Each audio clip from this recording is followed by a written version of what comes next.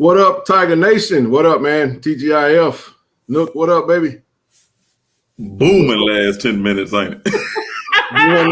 Hey, it's been one of them days, man. Hey, what up, family? Hey, y'all go ahead and hit the like button, hit the subscribe button, hit the share button. Let's get it going, man.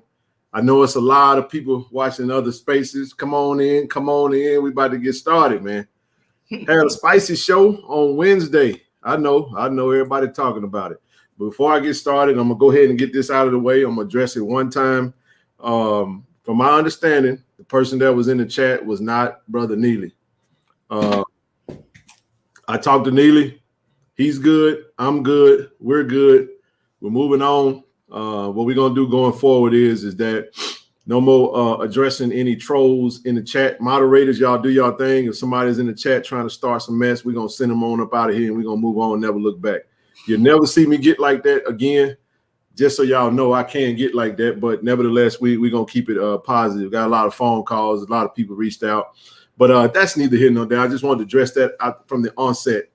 But just like I stated, y'all, we did something fantastic on Wednesday.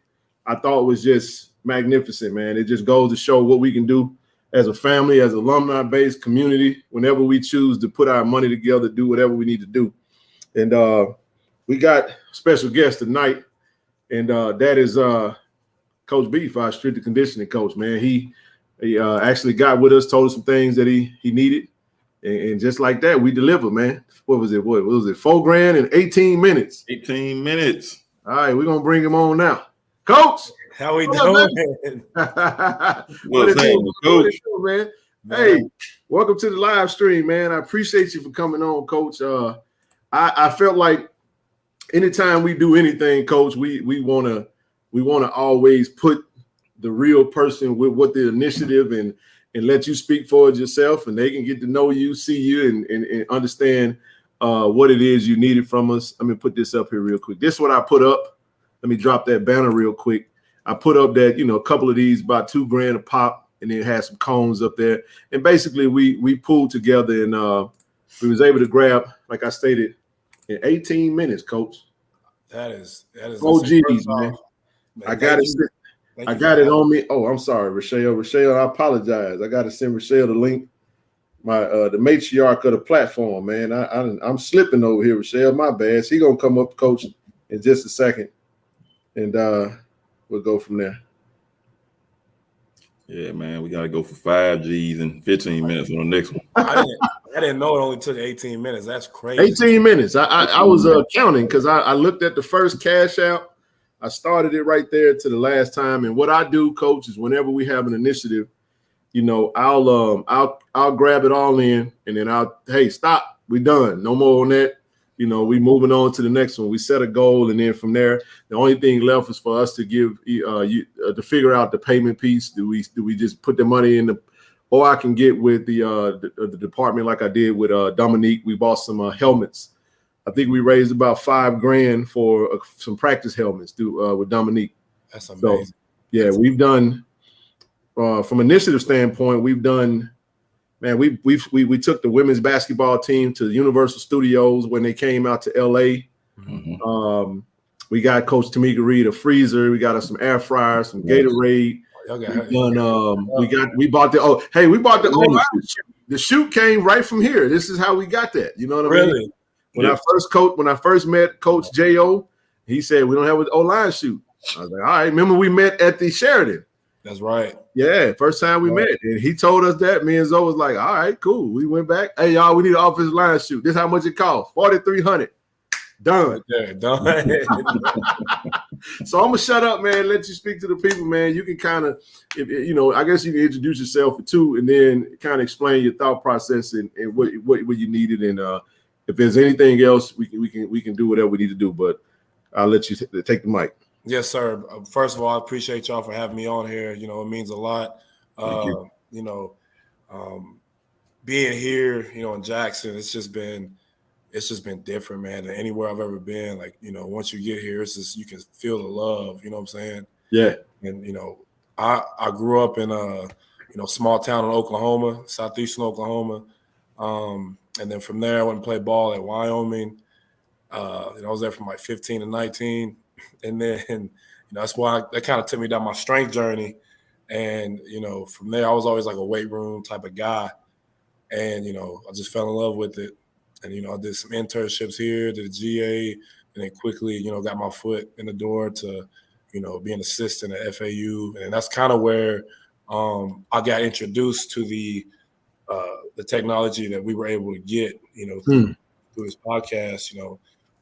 Today, in today's world, speed training is vital to football. And, when you have instant feedback when you're speed training, it kind of shows the guys that you can get faster and you are getting faster. And this was an important component for us to have. So we can actually show the guys, A, how fast they are, and B, the results we're getting out of the type of training that we're doing. You know what I'm saying? So I think moving forward, that was the number one thing that I wanted, for our guys this summer, because I'm a player's coach. You know what I'm saying? Like anything that I can do to help show the kids that they're getting better, you know what I'm saying? It doesn't matter what we're doing, they're automatically going to buy into it. And you know what I'm saying? That's just, kudos to them, because they're the ones that's in there working hard and doing what we're asking them to. And, with that, with the piece of technology we just got, it's just gonna uprise everything that we're doing. You know what I'm saying? Yeah. And it's been good. I don't know if you guys seen any of the stuff that I post, but we have a fun time. I think it'll just be it'll just man. Love the energy. Even more fun once we get it going, see how the guys compete, how competitive they can be, those people in general. I think it's gonna be good. It's gonna be good. And I appreciate everybody who was able to help. I wish I could have one of the assistants, Coach Stone, on here, but he was when I told him what happened, he didn't believe me at first. I'm like,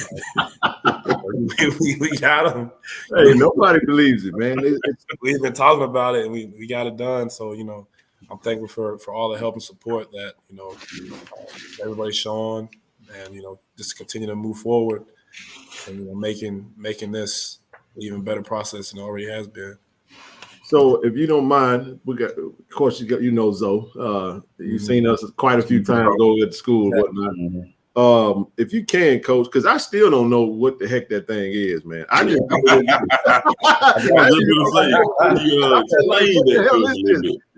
So it's like, if you don't mind, like, break that down a little bit, just from my understanding. I'm pretty sure everybody else is I know you're familiar with it. I've seen it, and I just for reference purposes, I'm gonna throw that up there one more time, right? So. Yes, sir. I mean, it looks like it's a red bag, and you can maybe explain it from the photo.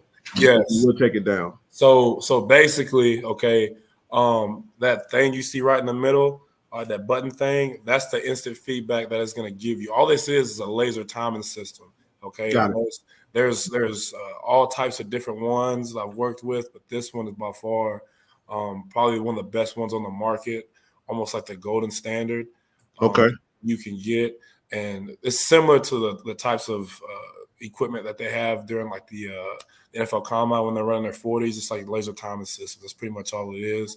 And you can manually, hand time it. You can set it to where guys do like a fly 10 or a fly 20. So if you do a fly 10 or a fly 20, let's say they start running, but then once they enter one side of the laser system, it starts to clock, and then that's why we needed two of them. And then once they enter the other side, boom, it gives you the instant feedback right there what their actual time was instead of having to do by a stopwatch. You know what I'm saying? So it's pretty accurate. Oh yeah. Love that, man. Love that. You can do all kinds of stuff with it. You can do curve runs, which is kind of trending in today's world of strength and conditioning. You can do all kinds of pretty tricks with it, man. It's pretty cool. It's pretty cool. Joe, you got anything? What's going on, Coach? What's happening?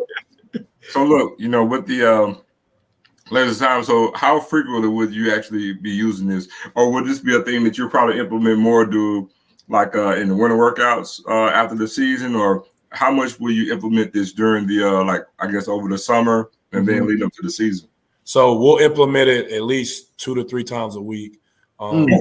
Yeah, exactly. Off-season training, which is winter, and then in the summertime will be vital for us too. Like I said, we can mainly it's going to be for our speed days. So basically, you can do like a time 20-yard dash off of it, a fly 10. You can get a pretty accurate 40 time if we ever get to that point. Oh, so you implement this with workouts then? Oh yeah. Oh, yeah. okay. Yeah. And we can get all kinds of creative with it, but we're gonna implement it a lot when we do our conditioning and stuff like that. So in other words, just we creating a faster team basically. Oh yeah, we're gonna get a faster team, 100%. Wow. DI Love family, y'all hear that? A faster team. No, that's love, man.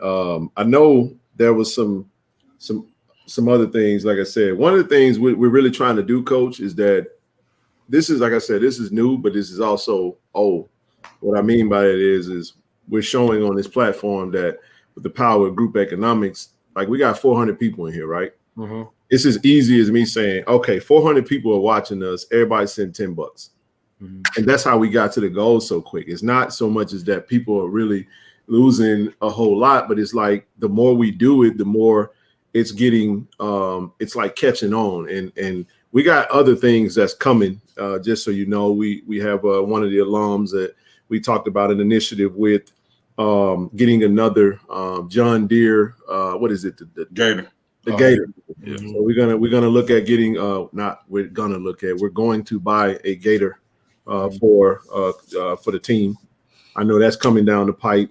And the biggest thing is that being at a HBCU, we know, and this is the thing, we got to get out of the habit of just saying, oh, we're underfunded, all this other stuff. When in actuality, we can do some of the things ourselves. And it really just comes down to just having a vehicle or an actual avenue in order to do it, figuring out that. And then we just need to know from you guys directly, hey, what do you need? And even if it takes 15 or 18 days, mm-hmm. it still can be something that can be done. So the biggest thing is for us, it's all surreal to us too, because it's like, my goodness, man, this is crazy.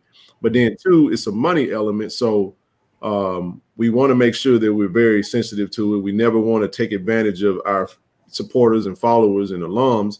Mm-hmm. We merely want to make sure that everything that we're getting goes exactly to what it goes to.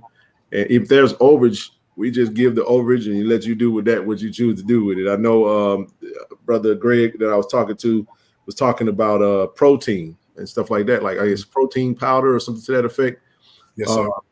But that was it. I just wanted to just kind of give you that little tidbit so you understand where we were coming from. And we never want to be like overzealous. I always tell everyone we stand behind the university. We don't stand in front of it. We're not trying to bombard you guys and because we don't. What we get from this is seeing you have what you need to get the student athletes to where they need to be. They reap the benefits of it in a successful Jackson State is our payoff from it. So that's the Mr. Gaddy. There go Mr. Gaddy out there. This is the blueprint. Gaddy. Big Gaddy out there.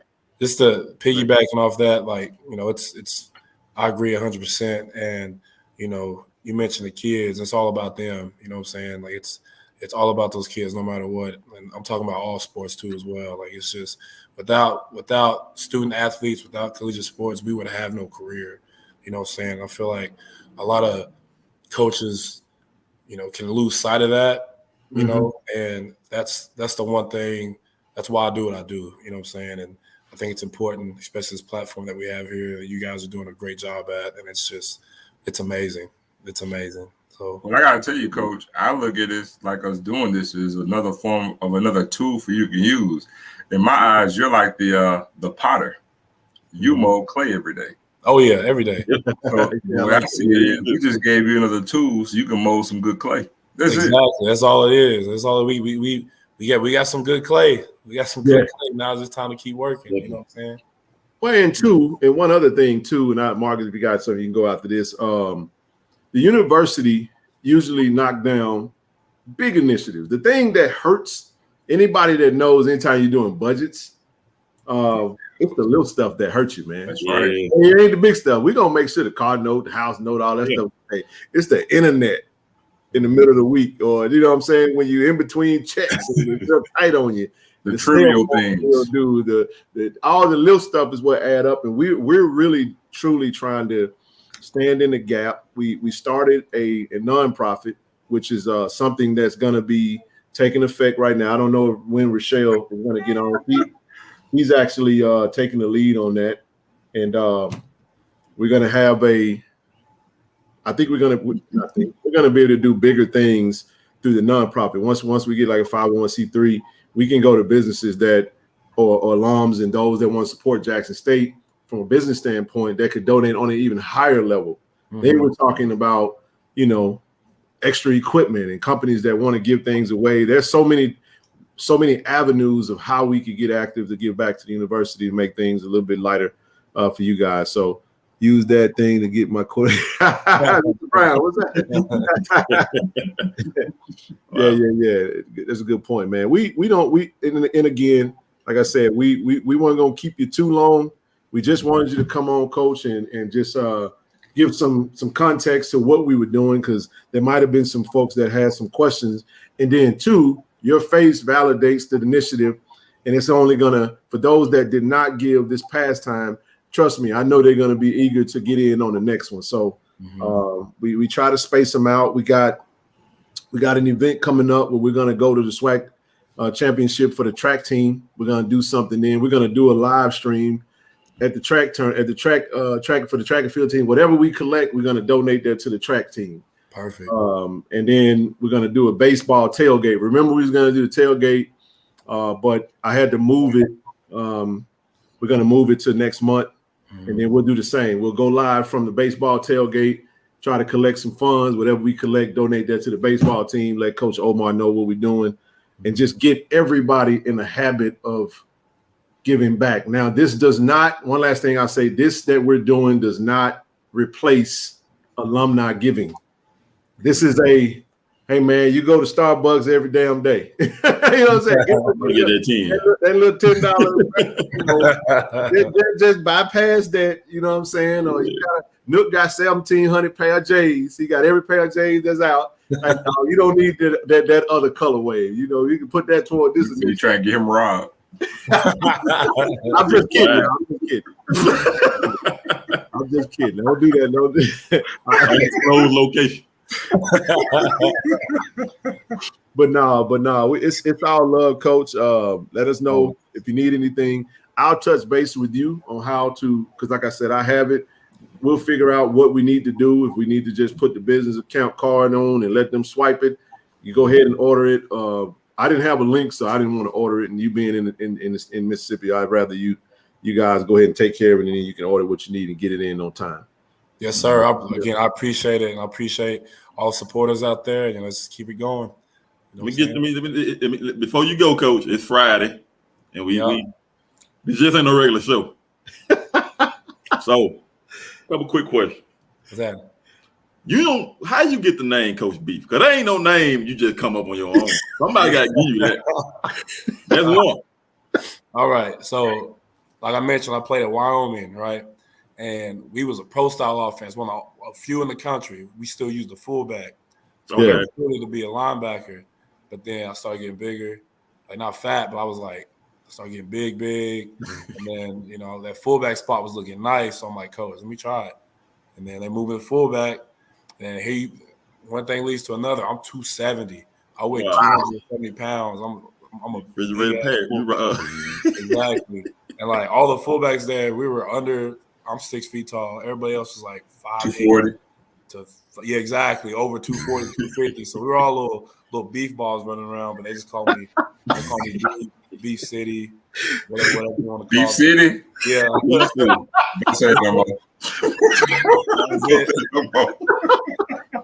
Oh my goodness. Oh no. Let's on that little insider, man. Who killing the weight room right now? Killing the weight room, man. Who killing the weight room? I'll be willing to take a guess. I'm gonna say True. I got another one. Charge and Goodell. Literally, those are two. Those are two. Oh, wow. I saw Charging doing a one-hand push-up. I said, God, I can give Chucksters the hardest workout of his life, and he will end up going to the Walter Payton right after and doing some more. He's just a weight room warrior in general.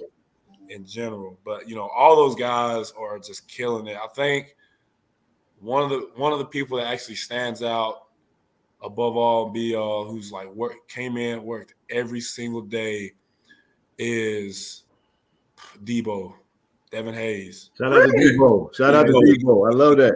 Shout out to Debo. Shout out to Debo. And like me and Debo have history together. I was at Florida Atlantic when he was there. I was an assistant over there when he was there. Oh, okay. I'm gonna get to the headbutt because I got something to go with that too. Yeah, and the like, we gotta talk about the headbutt in the chair. I told Doyle, man, you swung that chair better than Cactus Jack. For real. that's something I actually took from Texas Tech. We would break a chair before every game with the big boys. We'd pick somebody, they smash it with a sledgehammer. And we didn't have no sledgehammer, so I'm just going around the locker room. Who wants to smash it? Doyle was the first person. I'll do it. And then it kind of went from there. I love it. But yeah, man, everybody's working hard. Doyle and Gaddy, they're working hard. Jason Brown, he's transformed his body a lot in this off season, which is big for him. He's probably going to get down to about 220, 225 when the season starts and be, even more elusive than he already is. So everybody's going to continue to work, keep building off the days and just keep it going, man. So, yeah. Said we're going to need a chair budget. Chair budget. Hey, here's a quick question for you, Coach, before we let you get out of here. They ask, how often do we work out during the season? That's actually a good question because a lot of people be trying to figure out how do you still incorporate weights or what does that look like? Yeah, so in the season, it's important to work out year round. And in the season, you got to think about it. A lot of volume in the season is from where practice, the games, school, etc. So we'll probably work out 2 to 3 times a week. Because if you just stop working out, then your chances of getting injured are going to go up. That's how you see all those guys in the NFL getting hurt so often because in the offseason, what are they doing? They're just doing those pretty things that they see on social media, like just the ladder drill. I'm not taking away from ladders, but just stuff like that. They just do that and they don't lift at all. And they end up coming, spring training or whatever, and they end up going into the season without working out, not even working out in the season. Just end up getting hurt. So I think it's super important to work out during the season. We'll probably work out twice a week. The schedules work out. So, yes, sir. Good deal. Well, Coach, we won't hold you much longer. I appreciate you again for coming on. We wanted to just give you some airtime and give the alums and the supporters of the platform and those that donated an opportunity to hear you speak on what it is that we just did. So feel free to come back anytime. If you got anything else for us that comes up, we'd love to help out and just let us know. Yes, sir. Appreciate y'all for having me. Ain't no doubt, man. Coach Beef, y'all. Appreciate you, brother. All right, Coach. See y'all later. All right. Peace out. What up, fellas? What's good? Black Moses. Oh yeah, man. That was awesome, bro. That was awesome. Good job, everyone. Appreciate everybody for coming in, man. We got 525 in the room right now. Be sure to hit that subscribe button. We 300 subscribers away from 5,000. We need everybody that's not a subscriber to subscribe, man. And tell a friend, tell another friend. You know what I mean? We got a lot, man. It was a heck of a day. A heck of a day, man. Oh man, what a day. It's safe to say we got a dub today. Multiple. Man, listen, we're gonna get into it. Matter of fact, while we're here, let's go ahead before you even move, please tell me you got that picture. Which picture? That standby photo. I did get it. My man. Yeah. What, you sent another one? Did something happen in 5 minutes that we missed? No, man. Hey, listen, man. Huge day today. Let's jump right on into it real quick, and then we'll go from there, man. First group up. Let's jump into it, man. We had, since our previous show, we had another commitment. Tristan Allen, defensive lineman, transferred in, 6'4", 263, grad transfer, outside linebacker, D-line, edge rusher, coming in from Louisiana Tech. He is our 10th FBS transfer in this recruiting cycle, and y'all, we were loaded on the interior defensive line, fellas.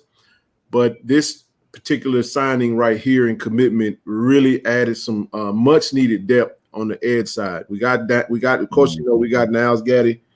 We got Tony O'Doyle. We got Philip Webb. Now you add a Tristan Allen along with some others that we are projecting that's going to come to Jackson State.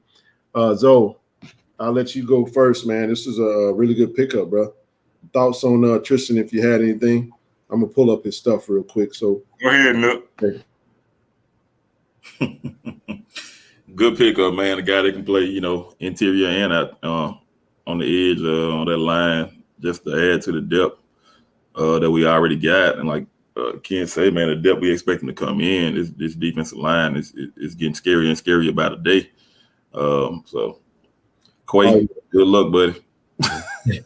Hey, this is the thing, man.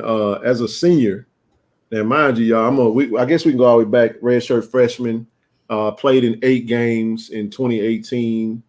Saw action in all 12 games as a redshirt junior, as a sophomore, basically. 2019, 18 tackles, 12 solo, 2 assists, 2 sacks, 1 forced fumble, 1 fumble recovery. In 2020. Played in all 10 games as a junior. Made his first career start at Southern Miss, 10 tackles, including 7 solo, 1 loss, and quarterback hurry. Registered at least 1 tackle in 9 of the 10 games of his 2020 season. All right. And then 2021 appeared in all 12 games during the 2022 season. As this past season, he registered 21 total tackles, 8 solo, 13 assists, 2 sacks, and tied for a team lead in quarterback hurries with 5. Also, blocked blocked 2 kicks or whatever. Mm-hmm. So, I mean, very solid career, man. La Tech wasn't the best, I would say, in there. They kind of took a dip, but 4 years of FBS football, fellas, is pretty impressive. And I think at really good size, 6'4", 263. Straight out of Atlanta, Texas. And that's actually a great program. They just took, like you say, took a dip. Mm-hmm. But to bring this gentleman in, love the pickup, man. Another solid pickup. It's one of them standbys, y'all. So that, like I said, just put us at 10. That's what I got on that one, Zoe. Want to add anything? Yeah, man.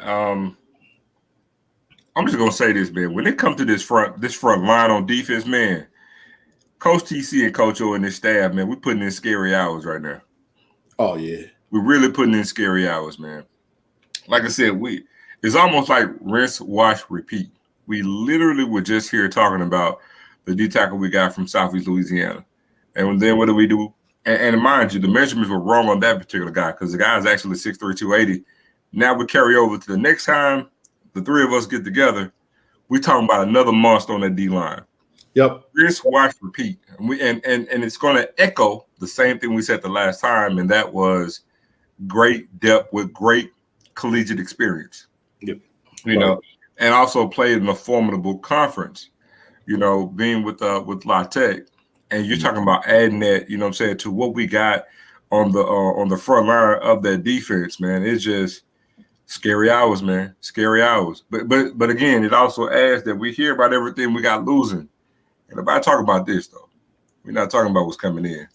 It's a revolving door, man. We love to see what's going out the saloon. We don't ever talk about what's coming in, guns blazing. Right. Man, great pickup, great stuff, man. The next person on the list, hey, we said we was going to go get us a punter, didn't we? Not only did we go get a punter, we went and got the best punter in all of the transfer portal. Shout out to the Book of E. You're talking about the 2-time All-MEAC, HBCU All-American punter, Mr. Matt Noel. This was an absolute home run signing. Like I said, during the spring, you had Luke and Gerardo doing some punting just for the sake of getting through the spring. But now you add the best available punter, in my opinion. There may have been some others out there that I didn't really pay much attention to. This is the best returning punter in FCS, man.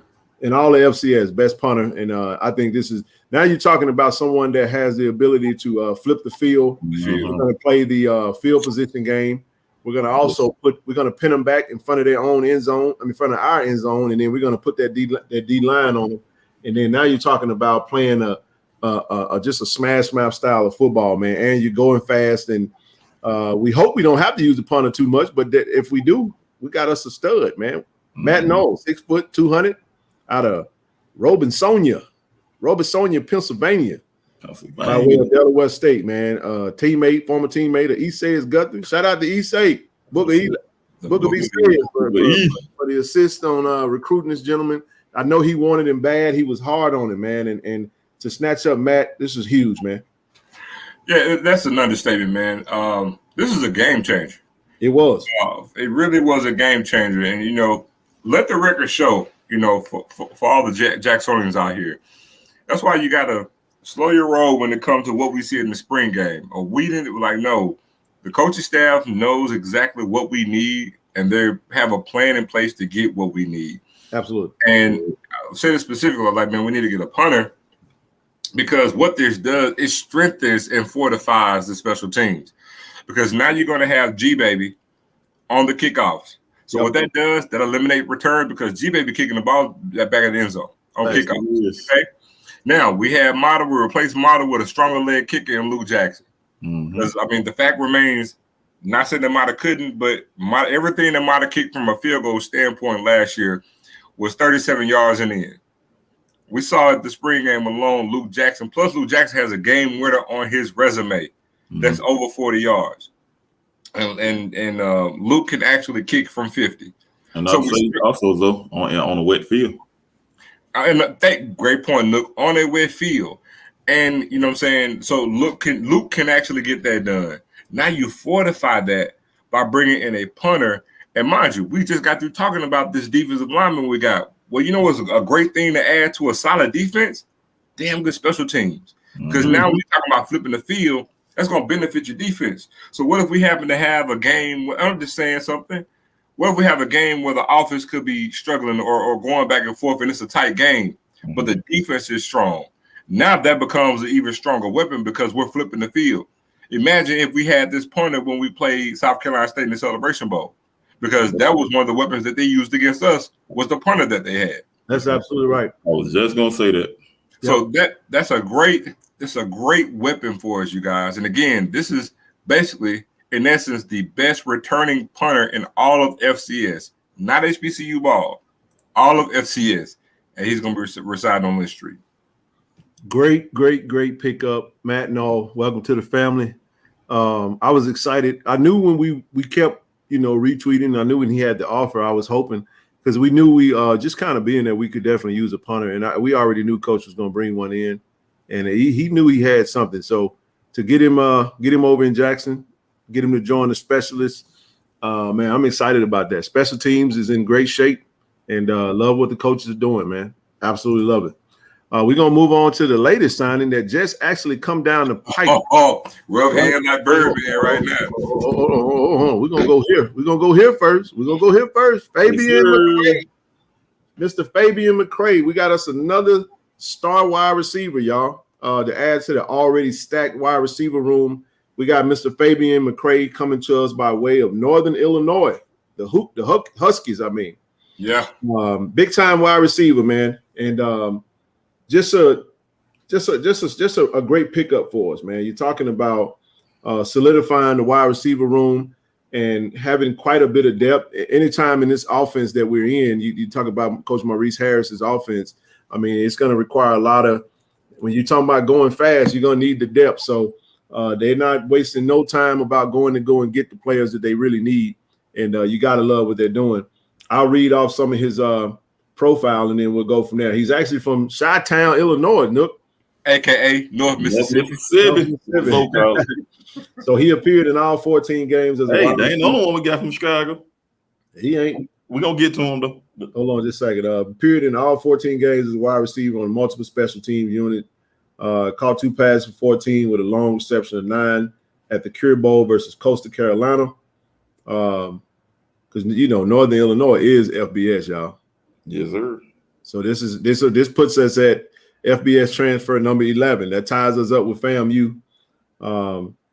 Recorded 5-yard catch versus Wyoming. Saw action on kickoff coverage and kickoff return, punt return. Credited with solo tackle versus Maine. So 2020 appeared in 2 games. Red-shirted, appeared in 2 games. 2019 high school ranked 3. He was the number 3 defensive player in Chicago. So this is a Chicago high school defensive player, man, that played both sides of the ball. So he intercepted 7 passes on defense in high school, and basically was and he was named to the 2018 Chicago Sun-Times All-Public League team, and he was basically just a both sides of the ball star. He projected to be a wide receiver. So coming in 6'2", 192, I think he can come in and really do some big things for us at Jackson State in that wide receiver room. So we want to welcome Fabian McCray to the family. Nook or Zoe, whichever y'all got anything on this? You go ahead, Zoe. I'm gonna let you get on. You go I ahead. just want to add, it's another 3-star recruit, so it's adding more star quality to this wide receiver room. Another 3-star receiver coming in, and the kid got good measurables, man. Yep. Coming in 6'1", 180. 6'2". Forgive me, 6'2". We're gonna have to go taller, and there's gonna be an emphasis with this staff to try to go big as they can in the wide receiver room. Hey man, you can't be out there say it's out there, recruiting like that. You might be batting 850 right now. You know what I'm saying? Like, you batting strong right now. So he said, but I let them know I have 0 offering power. Hey, that's what we be trying to tell everybody, man. When they say, man, we need to go after him. I say, hey, did the coaches offer him? They say, oh no. I said, the coach ain't offered him. Don't talk to me about it. Ain't no point me saying nothing. Ain't no need of me talking. We'll go send him to the coach or whatever. But yeah, man, 6'2", 192. Fabian McCray, big body, big wide receiver, big hands. Gonna add some much appreciated depth at the wide receiver room, man. And it looks like the coaches are, Coach TC love them tall wide receivers, man. He has affinity for the big guys, and he love them big guys, man, when the big pass catchers. So we're going to go fast. We're going to play physical, and we're going to pound the ball down some folks' throat, man. So Jack State ain't stopping no time soon, man. And great pickup. This is one of the players on the list that we had. That puts us at 1, 2, 3, 4, 5, 6, 7, 8, 9 players off of that. Well, I ain't gonna say off that list, but nine additions post spring game so far, and that's not including. Yeah, it is including that. So a total of 9 thus far. I might have forgot somebody, but I know we talked about the tight end. We talked about the linebacker walk on. We talked about John Graves. So I'll do this real quick, and then we'll finish up the football piece.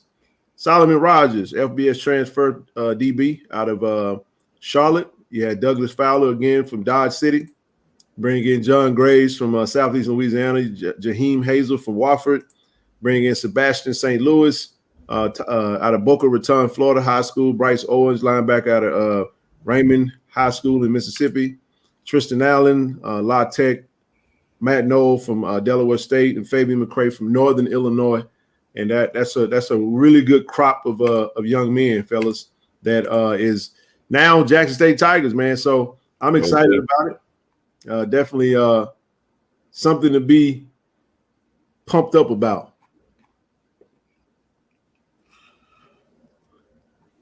Should you get Mr. Jaden? Jaden who? The bossy. No, I didn't. I didn't. That's your other Chicago kid. That's correct. Yep. Yeah, we did. Chicago kid. And that school, that's a very good school nationally in the nation. That's one of the best schools in the nation. Absolutely right, man. That's 10. That puts us at 10. So fortunately, you know what I'm saying, this is the time of the year, post spring. You see some players exiting the door too. Nick got on long sleeve, got his leg sleeve. Nah, he's trying to be funny. You funny. Hey. Oh, that's tough, man. After he button his shirt up. He say, boy, I show kid that boy he fell out. Hey, dog, I'm gonna load that photo on it. I gotta look the yard photo, bro. So it was saying, I wish you could have been there when I showed Kid and when you said that, boy, he fell out.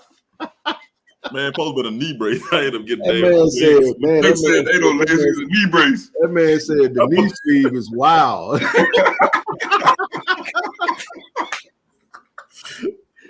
Man, I said, good gracious alive, man. Oh, man. Brother, leave. I got a bad right knee. These two know it because I can't stand up long. But you he know, had a right. Knee brace, I end up getting a knee sleeve. Well, and what's crazy is I didn't even pay no attention to it until he said something. It showed me that comment, bro. That just tickled me to death, boy. I said, God, leave, man. I hit him up back. That's too funny. All right, fellas, man, it's time, man. One of the biggest commitments. One of the biggest commitments, probably in the history of Jackson State basketball, man. It take us to do it. It take us to do it. That's the only way we know how to make a splash, baby. Listen, man. Mr. Deshawn Ruffin, y'all. I got something like he's a Jackson State Tiger, y'all. This is unbelievable right here. I know Coach talked about it, but we're gonna break this down, man. We're talking about the two-time Mississippi Gatorade Player of the Year, Mr. Deshawn Ruffin, straight out of Zoe's Callaway High School. From that north. From Jackson, Mississippi, the 4-star ranked 97 rating, McDonald's All-American, you name it, man. I'm going to go through Deshawn Ruffin's high school career, y'all, but let me tell y'all something, man. This is outstanding, man. I cannot emphasize this enough. Jackson State, it's rare, man, that we get these caliber of players, bro. To get from over in that now, Nook and I were at the student, I think it was what was the event at the AAC? The jam, appreciation, right? Yeah, student athlete appreciation day. We went to go see Coach Mo. Coach Mo said, Ken, I got something big for you, man. I'm gonna have a big time interview for Tiger Talk for you coming up in about 2 weeks, less than 2 weeks. And he said my favorite quote. Oh yeah, the quote was, he said, I ain't gonna have to. I ain't gotta ask y'all to come to the game now, because if you get this, if you land who you supposed to get, on and popping, baby. So let me tell y'all something, man. Just follow me. Listen to this, man. All right, Deshawn Ruffin played basketball at Callaway High School in Jackson, Mississippi.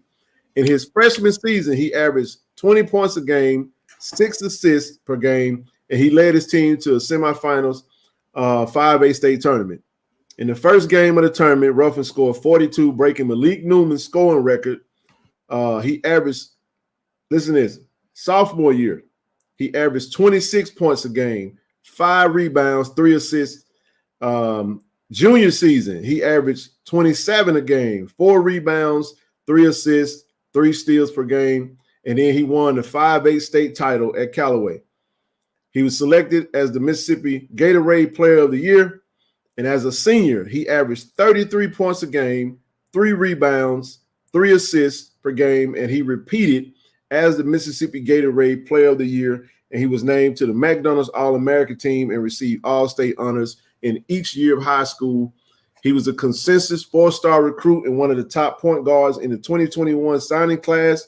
He initially committed to Auburn before reopening his commitment, and then he turned out to commit to Ole Miss over offers from Auburn, Florida, Mississippi State, LSU, and a host of other offers. He became the highest-ranked recruit in Ole Miss's program history. And listen, y'all, I'm telling you now, man, ESPN gave him a grade as a top 100 ESPN player, and he was a top 60 on both Rivals and 247 Sports, man. Listen, I posted the video. I don't care about it being copyrighted. I took that from the IG page. This is breaking news, man. This is huge, huge, huge. You're talking about one of the best players to ever play in the city of Jackson, from Zoe's very own Callaway High School. Mr. Deshawn Ruffin is officially a Jackson State Tiger, and I'm telling you now, he is going to rip the SWAC a new one, man. And listen. That ain't even talking about I got listen, we ain't even got the Coach Reed yet. We already touched on Coach Reed in the young lady, but we're gonna get to that. But this one right here just broke today, and I want to make sure we go ahead and give it the right amount of attention. Zoe, Callaway is on. I'll let you start him off, bro. You got the flow, Noel.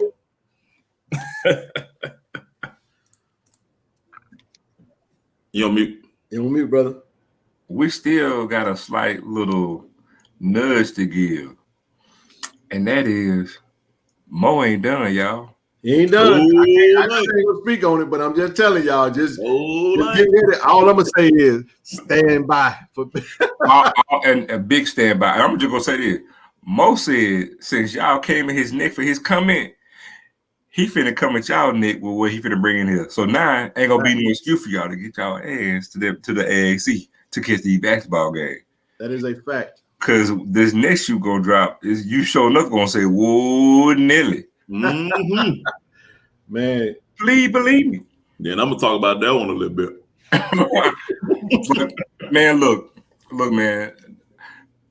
Not only, he's a Callaway alum, but let me say this, man. It's been a while since Jackson State has even had this many of players on the team from Metro Jackson. That's the first thing. That's a good point. That Mo did. I mean, we got 2 Callaway Chargers, a Murrah Mustang, some other potential stuff happened. But it has a lot of Metro flavor to it. And Jackson, for anybody who's listening who's not a Jacksonian, Jackson, Mississippi is a basketball city. That is a fact. So from the people who aren't here, I know we're in the great state of Mississippi, and Mississippi is a football state. The city of Jackson, this thing right here, it's a basketball city. JPS is strong. Even more specifically in the SWAC, pretty much the best players in the SWAC's history reside from the state of Mississippi, and the good portion of them are coming from Metro Jackson. Yep. All right? So, and JPS basketball is strong. Like we see here talk about Deshawn. Ken, who record did you say he broke? Malik Newman. He just had to be a All-American too. Yep. So Malik Newman won state titles 4 years in a row at Callaway. McDonald's All-American, led Kansas to the Final Four, and Deshawn came and broke all his records. Did the same thing Malik did, started as a ninth grader and broke all his records. And I have a special insight when it comes to JPS basketball because my best friend, dad is the all-time winningest coach in the state of Mississippi. That would be $1 bill, Thomas Bills Illinois High School. Right. So, and I came out in 96, which is probably one of the strongest years.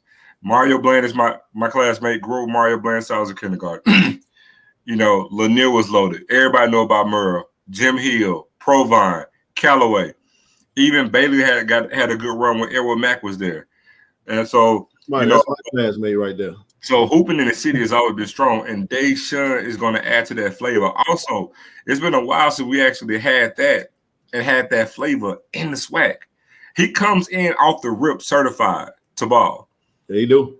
And he's going to feel, he alone is going to fill some holes that this previous team last year could have used. And once again, so he instantly makes Jackson State one of the upper echelon teams within the SWAC. So saying it's a huge kid is an understatement. And he has 3 seasons to play. Yep. Big time, man. Somebody said, don't forget about Wingfield. It was like, don't forget about Wingfield. Don't leave us out. But you're right. I didn't think about that, though. But Ken, back in the day, that was definitely it. Well, let me ask you this question. Did Coach Reed get some good? Did she get somebody too? I know she dropping them slow. Oh, it's on. Oh. We ain't got there yet. Oh, I'm sorry. We talking about Deshawn Ruffin. Deshawn Ruffin just hit before the show started, so we gonna start off with that. Yeah. We got to start there because that's huge. Now I got a big time. We listen. We got some. Let me go ahead and do this. We coming, y'all. We coming. Just give me a second. Christmas in April. We didn't even make it to July. We just, man, this has been a beautiful day for us. A beautiful week. How you doing, Ken? Yeah. We come. Yeah, I'm just saying, man. Deshawn Ruffin was a beast, and what do you say? Deshawn Ruffin was a beast, and that game, Jack State versus Bethune-Cookman basketball, is going to be huge because VCU got Zion Harmon, so it's going to be Deshawn versus Zion. I don't know who that is. But, Zion Harmon's a dog. No. I'm not saying he's not a dog. I just don't know who Zion. No, but I'm just saying he's a dog. He played at 4. Let me tell you. So Zion Harmon, you can actually go on YouTube. Him and Malik Newman went at it at the at a tournament in Kentucky. We lost that game, and Zion Harmon went off. The Marshall County tournament in Kentucky. That's where it was. Okay. My bad. But Deshawn, man, look, Deshawn, I'm telling you. Yeah, look, y'all can clip this. If you've never seen him, I urge you, go on YouTube. It's tons of footage on him. You're gonna want to come see this. You're gonna want to come see this kid in person. And he finna put on for the city. Yeah. Because that's what we do. No, that's what we do. I think the biggest thing about Deshawn's commitment and signing to Jackson State is the fact that it's going to be a domino effect. I think he's going to help recruit some other big-time talent. For sure. Yes. That's just all I'm telling y'all. For sure. So just stand by for the men's basketball, too. Because Coach ain't done yet. And I'm going to go and say it because Zoe ain't said it. Basketball season, get your damn tickets. Oh, without question, man. We hey, listen, it's you damn sure need to get your damn tickets. No, I love it, man, because Jackson has so much potential. We've always had the propensity to do this, and I think he's going to do he's going to try to go get everybody that's available that played great basketball in the city of Jackson and JPS schools, and because you already have the families there, you have the followers there, and Deshawn Ruffin got a big following, man. Mm-hmm. You know what I'm saying? He has a big following. It's the equivalent of let me make it like this point. Getting Deshawn Ruffin to come to Jackson State is like getting Malik Newman to come to Jackson State. Basically. It's the same type. I know Malik 6'3", Deshawn Ruffin 5'9". Please don't let that size fool you, man. That kid there is a absolute dog, man. He can score. You know what? I'm gonna tell you who his game is exactly to the T. Who that? I got his face in my head. King of the step back, UConn. Kimber Walker. I love how y'all two. Y'all finish each other. His game, he is Kimber Walker. Hey, don't do that. We just friends. Like we ain't what I'm saying is that y'all are so into sport. Like I've never seen. Oh no, I'll mess with you. Y'all are so into y'all. I mean, y'all eyes are lighting up. Especially Zoe. This is exciting. My eyes ain't lit up yet. Put some food in front of him, and then I make some magic happen. Yeah, like this is huge though. Like because when we saw him going to the portal, this just does my heart some good. Because this is why. Let me tell y'all something. For all the naysayers and the haters out there, this is why you go and hire a Mo Williams, who's one of the best players to come out of the city of Jackson, played in JPS. That's why you go get him. Mm-hmm. But after all Ken said, now stand by. I'm just telling you, the next one's gonna be the next one, boy. We win. I'm gonna have two bragging rights on that one. Listen, did y'all see Coach Taylor's thing? He said stand by. He said I can't even. Now Wood said that they coming in too fast. They coming in. He was like they coming in too fast. I was cracking up. He was like I can't even type them as quick as they say. They cover mother. Hey, this next thing gonna be earthquake shattering. Ken, we might have to go live right then and there. We do. We're gonna go live right then and there. We're gonna go live. I'm telling y'all, man. We get that. All I'm waiting on is I'm gonna hit him up. Be like, hey, let us know when we need to go. Are you ready? We gonna stand by. We're gonna go live right then and there. Because this is exciting though. Let me tell you something, man. Shout out to AD Robinson, man, for the investment of the programs. Football is strong. Basketball is strong, and the court men's basketball is strong. And listen, let's not stop there. Let's go ahead and go on to the next one, y'all. To Coach Tamika Reed, another big time recruit, another big time commitment, another big time transfer by way of Auburn University. We got Miss Maya Dratcher. Is that Pratcher? She's from Memphis, ain't she? She from Memphis by way of Whitehaven. Man, so much talent come out of Whitehaven. Whoa. Memphis, man. So she got okay. Memphis, man.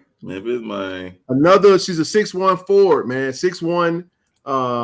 Listen, to add this type of depth on the inside with what we already have, man, Auburn. This is a really good player, man. It's a really good player, Maya Pratcher, for Memphis 901. There you go, Big Lauderdale. There you go, right there, man. Maya Pratcher, straight out of Whitehaven, an absolute baller, man. Had a really good season last year, and found home. See, if I only had to keep up with one school, it'd be what Blue talking about? Listen, Mr. Guthrie said the transfer portal taketh and giveth. Oh, without question, man. So I actually had a chance. Now I'm gonna say this now because I can say this now because Nook can attest to this. Sunday, we were at a particular location, Rochelle. Okay. I actually got a chance to meet this young lady by way of the coaching staff. When I made it to the location, the coaching staff saw me and they brought me on. They were having a meeting with the family along with another player. I'm not going to mention that player because we're going to wait for her to go ahead and make her announcement. I'm telling y'all, I done seen what's under the tree, under Coach Tamika Reed's recruiting tree. I'm just telling y'all right now, ain't nobody messing with the Jackson State women's basketball team next year. I'm just telling you that right now. Mm-hmm. Oh, wow. I'm just telling y'all that right. I know you. Austin was right there. But listen, he says I love that location. Y'all something else, man. Calm down. But listen, this is why I want to say that. So hold on, listen to this. I want y'all to hear this. Man, these young ladies were, Rochelle, these young ladies were in tears, man. Wow. Man, that choked me up. I had to get out. I said, whoa, let me So Tamika, Coach Tamika Reed and staff, they introduced me to the young lady. They was like, this is Ken Clark, one of the alums, and very supportive of the program.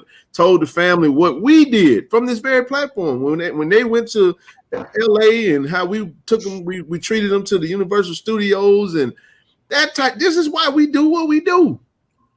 Wow. Because when the coaches are recruiting, they're telling their recruits what we've done. That's why it's important to continue to be active and stay active. Make sure we have something, we can do what we can do. And man, I got a message today, y'all. And I think this is the perfect time for me to read this. I shared this in the Platinum chat. I'll read it to y'all. I think I said it in the Platinum chat, did I? No, you said it in our group chat. I'm just gonna tell y'all got it confused. Y'all thought Coach said she wanted to get some players from Memphis.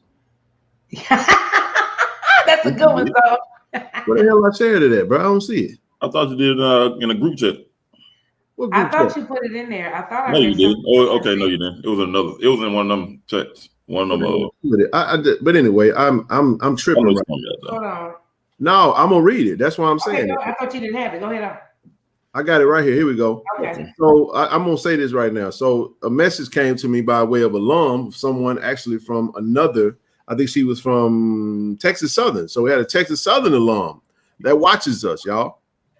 And she said, I hate to admit it, but I can't lie. Jackson State alumni has the absolute best coverage and social media presence.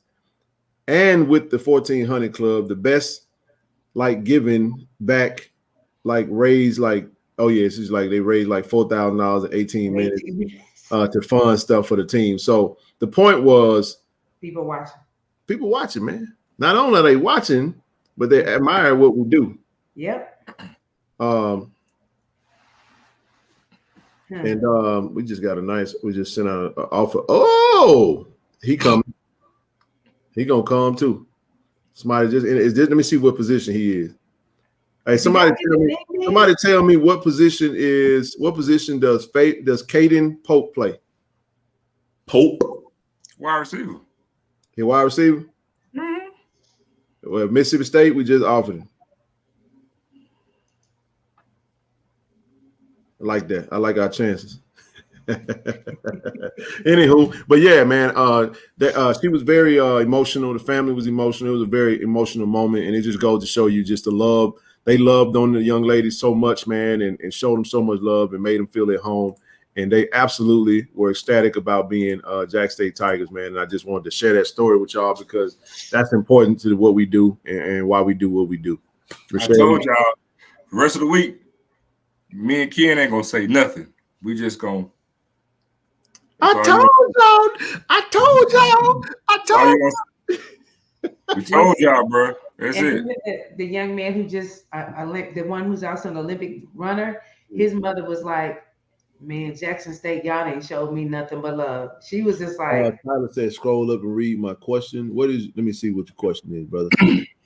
Where's Tyler? Yeah, Forrest Hill was one of them too back in the day. Where's the question? Okay, here we go. Okay, how would you quantify all 3 teams winning the SWAC in the upcoming season? Ooh, Lord Jesus, that's a damn good question. But the girls in the football team did it together. Yeah, but we talking about a trifecta. I know that's what I'm saying. So it can be done. That's what I'm saying. We've done it twice. It can be. I say it like this right here. I'm gonna do something for you, Tyler. This may sound crazy. I think we're gonna do it next season. Because when that other guy come, I'm just telling you. I think we're gonna do it next season. I think the men. Listen, I think the football team gonna win the SWAC. I think the women's basketball team gonna win the SWAC and the tournament. I'm saying think. Stop saying think. You don't think that's gonna happen? We know that shit gonna happen. No, I'm good with how I said it. I think that just telling you how I think. That's my thought process. I like men and women. He say all three men. It's a parade like never before. The city needs to just that would be unbelievable, man. Oh, I like that, Benita. The trilogy. Run the table. We baseball, bowling, volleyball, soccer. I want it all, damn it. Man, get a damn spades team and beat you in there too. I want it all. Talking about I wish somebody would renege. Don't be my partner. You doing no renege. Y'all stupid. But no, that was good. And I didn't realize that somebody said that both of them, Coach Reed and Coach Mo, did they go to the same high school? I know they both. Absolutely. I'm gonna break it down to y'all. For those that don't know this, I was at Murrah High School. Mo Williams was a 9th grade. I was in the 10th grade. Tamika Reed was in the 11th grade. And Ashley Robinson was a senior. Shut up. Wait a minute. Ashley's from Jackson too? Yeah, he was a girl. I didn't know that. He should have been a Jackson State Tiger, but they literally. Where you been, baby? You know, one Valley, but he should have been. Where you been, baby? Where you been? California. Oh shit, man. So listen, for those that don't know, this is true. So Coach Tamika Reed played for the great Anna Jackson, one of the greatest women's basketball coaches in all of high school basketball history. For those that don't know, I'm gonna tell y'all how it worked. This was the powerhouse structure. Mo came in as a 9th grader. He was a superstar. Mo is the first player that I've seen because there was a hierarchy, man. You had to usually you play 9th grade, then you go to JV, and then you go to varsity. Mo played 9th grade. They won the city championship in the 9th grade, and Mo went from being the starting point guard on the 9th grade team to immediately going to varsity in the same season, and he backed up Ashley Robinson as a point guard from a 9th grade to a sophomore, to a senior. So Mo was on the city. They won city. Now with JV, I was on the team with Ed Mack, Godfrey Drake, Pinto, Randy Bradley, Avesta, all of us, man. We was loaded. Clyde Duncan, my cousin. We went 9 or 10-0. We didn't lose a game because every high school didn't have a JV team, but we didn't lose a game. Now, this is where it comes. This is where it gets interesting, Rochelle. The women's basketball team, the girls scrimmaged us at practice. There were times, I'm not kidding you. Tamika can vouch for this. Because I used to check Tamika, and we played hard as hell because we were like, ain't no way in the hell we finna let these girls beat us. Because boy, you couldn't let them beat us. We also scrimmaged the 9th grade team. And I'm gonna tell you this, Mo might not remember this, but out of 7 games, they beat us once.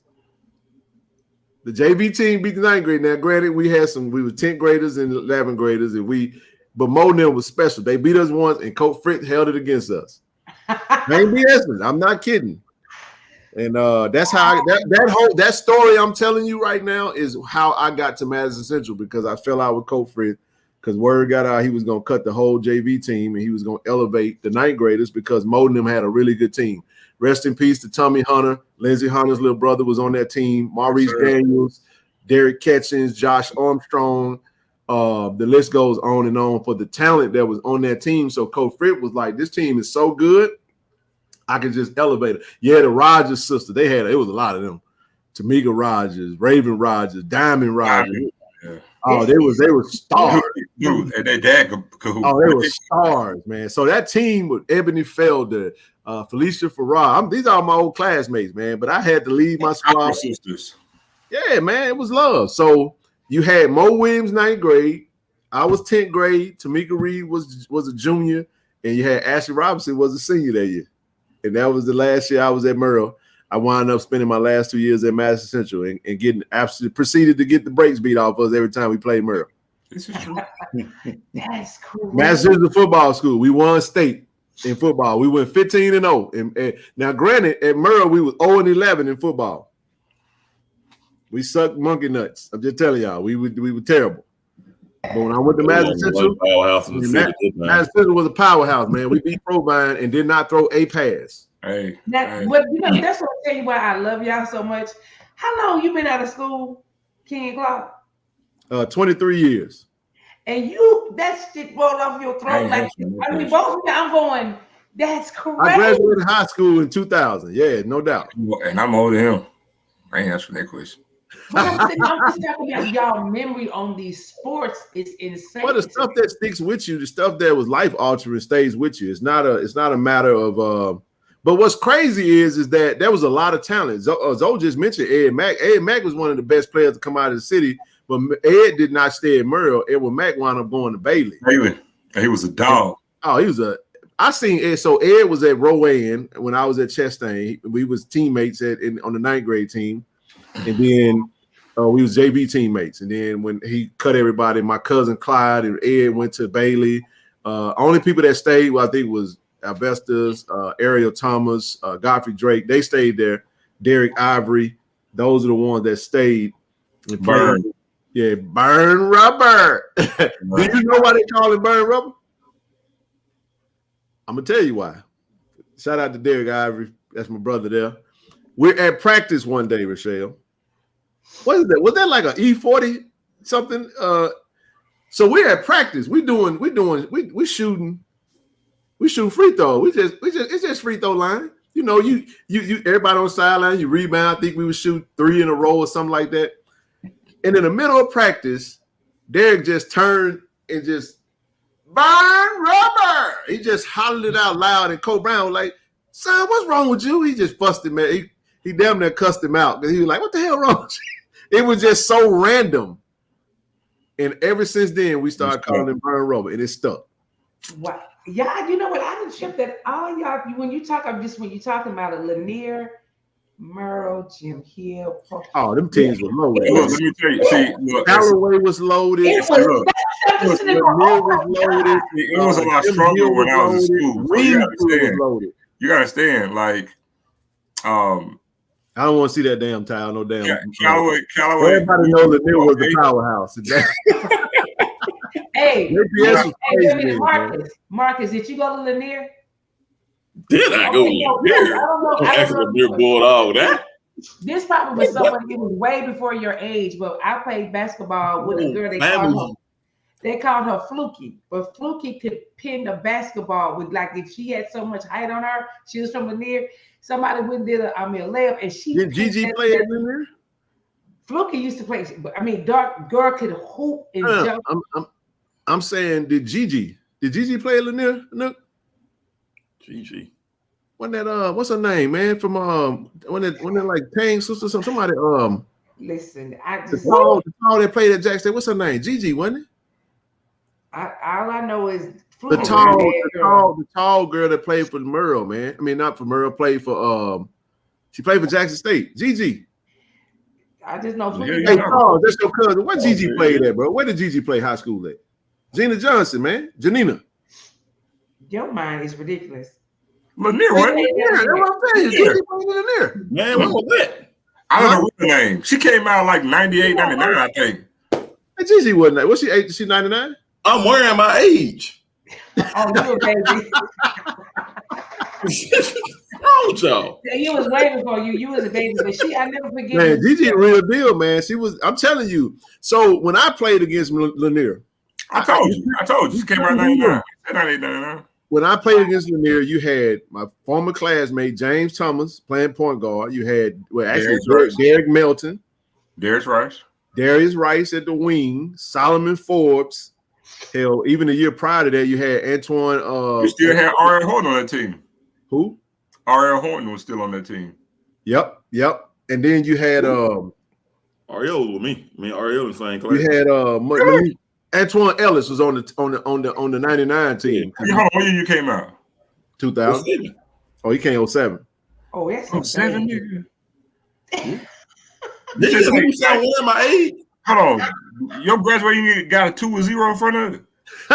Hey, look at what C. said. Bargain said, "Don't put me with them old." Thank you. Hey, dog, don't do it like that, bro. What that say, bro? 97 through 99. So 2007. Look at you, see? And look, wait a minute. And you think that's old? I'm class of 1983. So what? Yeah, you about to eat free on Tuesday. No, Solomon played at Solomon was at Lanier when I played against him. That team I'll just say it like this right here. We lost by 55. Don't tell nobody else that. I'll never forget it. I'll never forget it. We lost, man. We lost. I still remember like it was yesterday. We lost 115 to 60. Man, Blue graduated 2015. Man, get out this thing, man. Yes, you know what? I didn't trip on when you said that to Jackson. Like I didn't even trip how many great 2015 Blue. Sam Funches was way before my time, though. You making me feel old, young. Oh no, look. See, I was in high school. Sam played. Yeah, that was like 95, 96 with Mario Bland over there at Callaway. Sam came out in 94. Man, look. That was when we had Charles Rose and Charles Summers that left went to Callaway. Mm-hmm. Bobby Rose, all them. Callaway, yep. Ariel, Benjo, like all of them we won when they bought the Grand. What was it? The Grand? What's the name back? The Grand Slam. All the we won that year. So let me tell y'all something. We won 3 when I was there. But let me say this. Let me say this. The city was the city. When you talk about JPS basketball, the city was. Let me tell y'all what's happening right now. See, this nostalgic moment right here is because Deshawn Ruffin is a damn Jackson State Tiger. This is why that signing is important, y'all, because everybody finna go back down memory lane, talk about when they were getting buckets and oh my goodness, they coming, Michelle. They coming. I'm telling you, they coming. Somebody said that IAD is the one who got the stuff for peer review. He said, I visualized him doing it for Jackson State. I didn't realize that IAD, I mean, listen, Zoe, quit you and your facial expression. Stop it. Go ahead. I got a shirt, Zoe, to say, shut up, Zoe. Go ahead. What was you saying, Rochelle? No, I'm just saying is that I was reading the comments and someone said that our AD did all that renovation at Prairie View. He said, I can see him doing the same thing for us. So I'm just excited. I think it's our time. Why not? I need for us to have a some type of system that's going to bless us financially, just like Prairie View did. That Texas A&M money is yeah, that's true. We got that. Maybe if he died, we can. No, did I say that out loud? That governor who ain't giving us no coins. Yeah, he was, man. To get the #1 player in the state of Mississippi is ridiculous, man. That's huge. Can I ask you why did he leave? Was he playing at Ole Miss? I'm just. Yeah, he was. He averaged 9 points a game, and he started playing in last year's. He sat out. They coach got fired, and then they just hired. Actually, the coach they just hired actually pretty good, Chris Beard. Who? Is it the guy from Ole Miss? Was that the one? Time out. Rochelle, don't you ever ask him. Look, when you say Ole Miss and is he black, it's kind of an oxymoron. Who you asking about? No. Who you asking about? Who did some stuff for them this year? I know it. You talking about who you talking about the coach? I'm talking about the basketball coach. Oh no, the basketball coach that just got fired. That's why I thought it was weird. No, the basketball coach that got fired is white, and the basketball coach that got hired is white. They hired Chris Beard by way of Texas, who he was fired for, like, I think he choked his old lady or something like that. You can think out of it. They hired Texas old coach at Ole Miss. Boy, y'all be knowing the history. I'm like, okay, but no, I just knew they. Chris Beard is actually a really good coach. If he's a real good coach, though. So he turned around Texas Tech. He turned around Texas Tech. Then he got hired at Texas. Even though they came back and said that it wasn't true. I mean, they don't play that in Austin. I lived there 7 years, man. Trust me. UT is just, you think Jack State fan crazy. Yeah, man. UT in Austin. Let me tell you something. It's worse because look, money amplified. So they crazy. I have never seen a fan base that don't give a damn about firing the coach. They don't care how much it is. It don't matter. They ain't gonna run out of money. Red McCombs, a billionaire. Call the shots. Him and a bunch of other boosters. They're right. I'm telling y'all right now, Steve Sarkisian got one more year. If Steve Sarkisian don't win, he out of there. It ain't none of them. They just write a check and say bye. Wow, man, they got individuals that can write off that check. Them salaries and call it a day. They ain't running out no money over there. I'm just saying, Red did pass away. I think he passed away. He was the one that was top. Yeah, he did. He did. He was the one that was calling shots when I was there. Y'all keep my been gone. I ain't know that. He was live when I was there, but he just passed recently. Damn, I ain't know he passed. Listen, y'all are cracking me up about what y'all. I get so much education listening to y'all up here. Ken did have a nice squad, man. Shout out to my former teammate, BC Allison, who is the head basketball coach at Canton High. We played together for 2 years at home college. Man, I played against Alonzo Lane, man. Baby Shaq, I was just talking about Baby Shaq. I got a confession, y'all. Baby Shaq dunked on me, bro, and kicked me in the damn chest. You know how he used to kick his feet out? It wasn't my fault. It was my damn teammate fault because I wasn't checking him, and I turned and he got me. He got me. Shit. Y'all funny. He got me on that one. Baby Shaq he went to Arkansas. Alonzo Lane. Shout out to Baby Shaq. Look, I didn't want to go to Jerk, and I actually graduated with Jamal. Billionaire boosters? Do they got billionaire boosters? Yeah, somebody wrote they got billionaire boosters. Yeah. Hold on. Let's time out. Pause. It's two schools. Hold on. Let me. Do you know how much money is in Austin, Texas? No. So Austin, Texas is becoming the actual tech hub now. That's what I heard. They're gonna be what San Jose to California is. It killed the culture of the city. All the musicians that left Austin that was living off those musician salaries went to Memphis. Actually, a lot of them went to Memphis. Some of not even Nashville, because Nashville is going through some of the same gentrification as Austin did. Okay. And I just listen. I rented a house in Austin, and that house was at the time was $1,800. I just looked at that. That same house just got back on the market. Nothing changed. It's now $23.95. Damn. So you're talking about a almost $600 increase on the market just because of the Apple, Google, Oracle, Facebook, Indeed, all these tech companies, these tech giants have corporate offices. Tesla just built the plant right by the airport. I mean, it's crazy money out there, you know. I'll be heading back to Austin. So, but for right now, I'm here. Wow. Okay, it's an Afro tech spot too. Okay, it's everything, man. It's got a lot, man. We as a matter of fact, for those that don't know, they just started and they had alumni. They're about to start an alumni chapter. Shout out to brother Aaron Thompson, man, and some of the alumni that are actually in Austin, Texas, starting an alumni chapter there. So that's gonna be huge. Austin said, "Why we keep saying his name? Cause you famous, man. You famous." Said, "Why we keep saying Austin, man?" Austin told me, "Listen, I'm gonna put you on the spot, bro." Austin texted me today, say all the interviews will be done before the draft, and y'all know the draft is next week, man. Next Thursday. You on the spot, Austin? Oh, okay.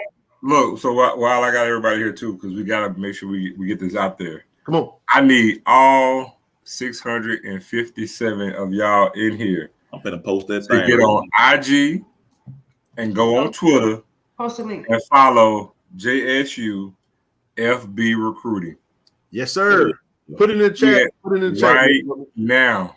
Put it in the chat, Marcus. JSU FB Recruiting. Go there now. Hit the follow button. We finna drop some content. I told Austin I was gonna do this. I followed them earlier.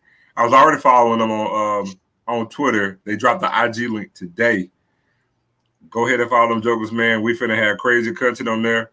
You can, and that's your way you can actually keep up with offers that we got out. Yeah, so have you more connected to what's going on. There we go. Appreciate you saying bro. At JSU Football Recruiting, FB Recruiting. Travis just posted the link to the Travis just posted the actual link. All you got to do is tap that link. That means we got about 650 people here. That means everybody on this bad baby should hit that like button. And go subscribe. Go ahead and follow. Say I need to log in, Austin, for obvious reasons. Hey, Blue, shout out to you, brother. Amazing article. Thank you. Amazing article, Blue. Great job, man. See, let me tell y'all something. I'm gonna brag on Blue a little bit because I know Blue get hard times sometimes. But let me tell you something. This brother do great work. It's always just about the work. No. Whatever opinion he gives it's gonna usually be fact-based. It's going to be fact-based. I'm not gonna say usually because they might insinuate that it won't. Never felt like Blue was one of these folks that now he ain't gonna tell you what you want to hear now, just because he might like it. He gonna give it to you based off the way he see it. He knows the game. I thought that was a really good article that you wrote. Like I told you, hey man, you touched everything. You touched it all, man. So good piece, great piece. I want to shout you out for that one, bro. Keep up the good work. Your channel, you can see the channel is elevating. He does the journalistic piece. Go to the website. He's got pictures, got articles, got all that good stuff on there, man. And keep rocking and rolling, man. Matter of fact, I got to get with you on them Rode microphone, that wireless setup, bro. We looking for a 3-mic setup just to make sure we touch base on that. And I'll get with you at some point. We're gonna definitely be y'all Tiger Talk with the 1400 Club. Man, we about to elevate. I got something for y'all, man. I got an interview today. I went on somebody's show today, man, and I just want to say this. Shout out to Brother First, Mr. Put It On Some himself. I got on the show and he had asked a lot of questions, man. And one of the things we was talking about is Tiger Talk and what we're trying to do with Tiger Talk. We're really trying to elevate Tiger Talk, and I'm just going to continue to plant those seeds to the fan base and the family to make sure that you guys, when we come to you, because we're going to come to you in a little bit, not right now. We're going to come to you in a little bit and ask that you get behind us and invest in us, because we got to start raising money to start making sure we got what we need. And but for right now, we're not doing anything now. We got to have a meeting, myself, Corey, Zoe, and we're gonna sit down and really plan out what we're trying to do. I know there was some rumblings about the potential that Jackson State is going to be joining the Bubba McDowell mega camp. And I know there was some people that was griping about it. Let me make y'all understand something. That camp listen, I want y'all to understand this. Do not project your emotions onto our head coach. Say it one more time. I'm going to say it again. Stop projecting your emotions onto the coach, the staff. Coach T.C. Taylor is not an enemy of Deion Sanders. It don't make no difference how you feel about Deion Sanders. Don't make no difference. They're not enemies. A camp, a high school camp, is for 9th graders through 12th graders. None of our players are going to be there. I don't think any of their players, maybe some of the Prairie View players are there helping because it's at their facility. But if you got the best in the country, why in the holy HE double hockey stick not want our coaching staff to be there evaluating their talent? Because let me say this, y'all. Believe it or not, whether you like it or not, these kids still love Deion Sanders. Don't make no difference how you feel about it. If Deion Sanders be there, them players going to be there. And if they be there, he can't take them all, that dog. Prime example. I got something for you, Nook. Yeah, the camp. I mean, listen. We coming to If they send the invite and Coach TC accepted, this is the point I'm saying. Tiger Talk gonna be there. We coming too. We're gonna cover it because we know Blue gonna be there. Blue gonna be there. Blue gonna be there. He gonna be there. We're gonna be there. Because the beauty of it is that you'll mess yourself up with emotions. But I don't know. I don't know if we're in it or we're not in it. I saw one. I'm not even worried about that. This is what I do know. I'm gonna get behind our coach, and I ain't gonna question it because if you don't be careful, you will start taking your emotions, and then you'll get mad at the coach. Well, why coach going? Didn't he not shut that up? Stop doing that, man. That's how you feel. He's a coach. He's in the coaching industry. It's best that they maintain professionalism. Now, there's a whole nother element that's in play with that, but just understand that. You deal with folks that you work with every day, and you go right up in that mud. Don't neither one of y'all like each other, but y'all get along just fine, so y'all get y'all checked on it. Don't you sit up here and lie to me and tell me you like everybody you work with, because I know I don't. A lot of them don't like me, and I don't like them either. But get what? It has nothing to do with my check. My coins. I need my pesos, baby. So all I'm saying is that I don't know what the play is. We'll get the details of it, and if they're gonna what that's gonna look like for us. And guess what? Just trust us, y'all. We'll go get the answers, and we'll come to you. We'll let you know. But stop all this old 0 to 100. I just did that Wednesday. Embarrassed myself. I let myself go a little bit. Zoe got on me hard today. Brother Calvin called me today. I got a butt whooping today, y'all. I did, and I accepted. God said, if you can't accept chastisement, then he consider you a bastard. And I don't see myself as a bastard. I'm telling you, I got whooped in my head after I acted a flum fool. I lost it. I had a moment. Just so they know, don't play with me now, because I really will go there. But at the same time, that was not him. It's 600 folks in the room. I'm going to say what I said at the beginning of the show. Whoever was posing as Brother Media, you're a sick individual. Man reached out to me, said, hey, it got to me that apparently you might have thought you was addressing me. It wasn't. And he was like, man, I hope you know me well enough to know that if I had an issue with you, I would have called you. I would have inboxed you. I said, you know what? I thought you would have. You got my number. I got your number. We ain't never disrespected each other.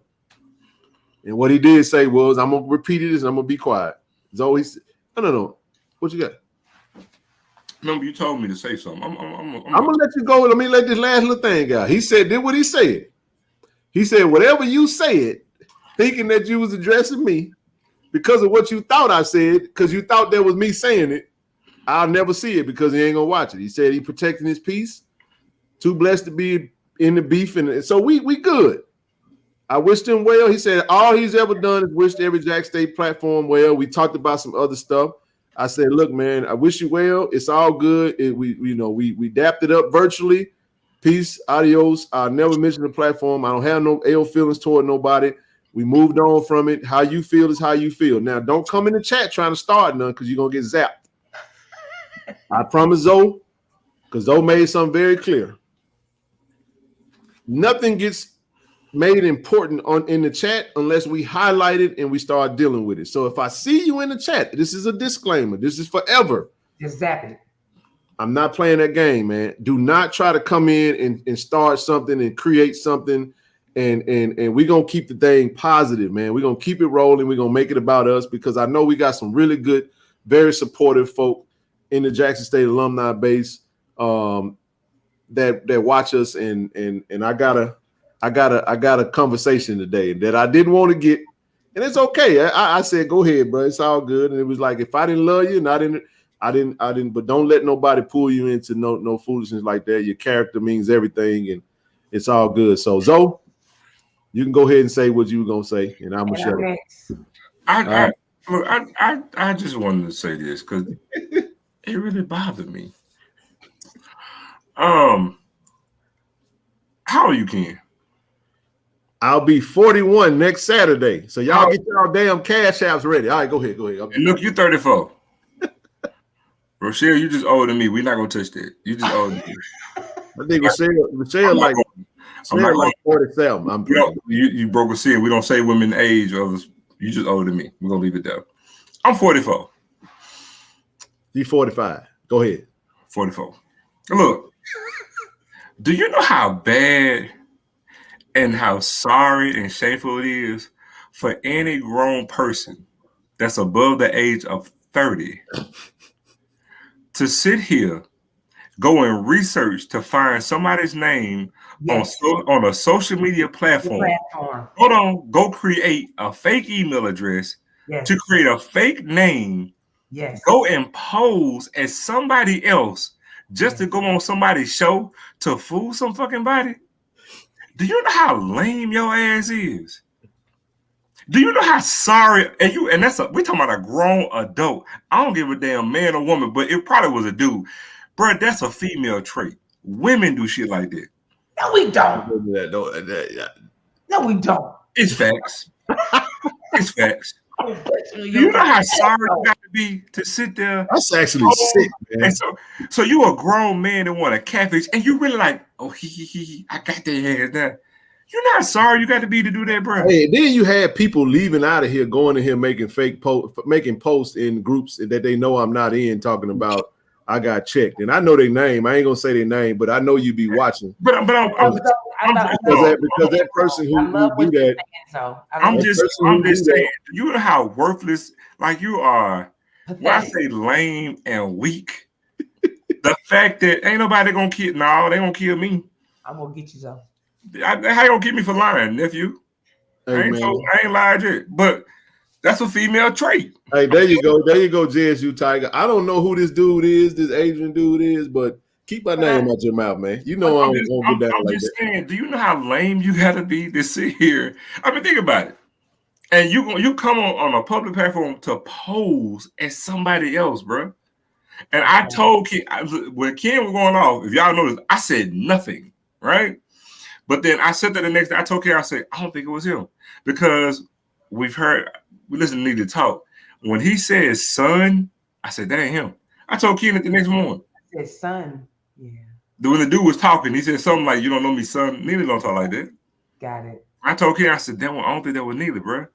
But you know how lame you got to be for that, bro? We talking about the bad part about it. I think you know what? I'd be willing to bet, Rochelle. I'm willing to bet you whoever that was is a parent. Man, you got kids and you out here acting like that too. Yeah, because they knew something, but they're like they knew certain things, so that lets me know that they know both of y'all, and that's even sadder. But Lazo, I love what you said, but I want to first honor Mr. Ken, because the making of a leader is when you own your stuff.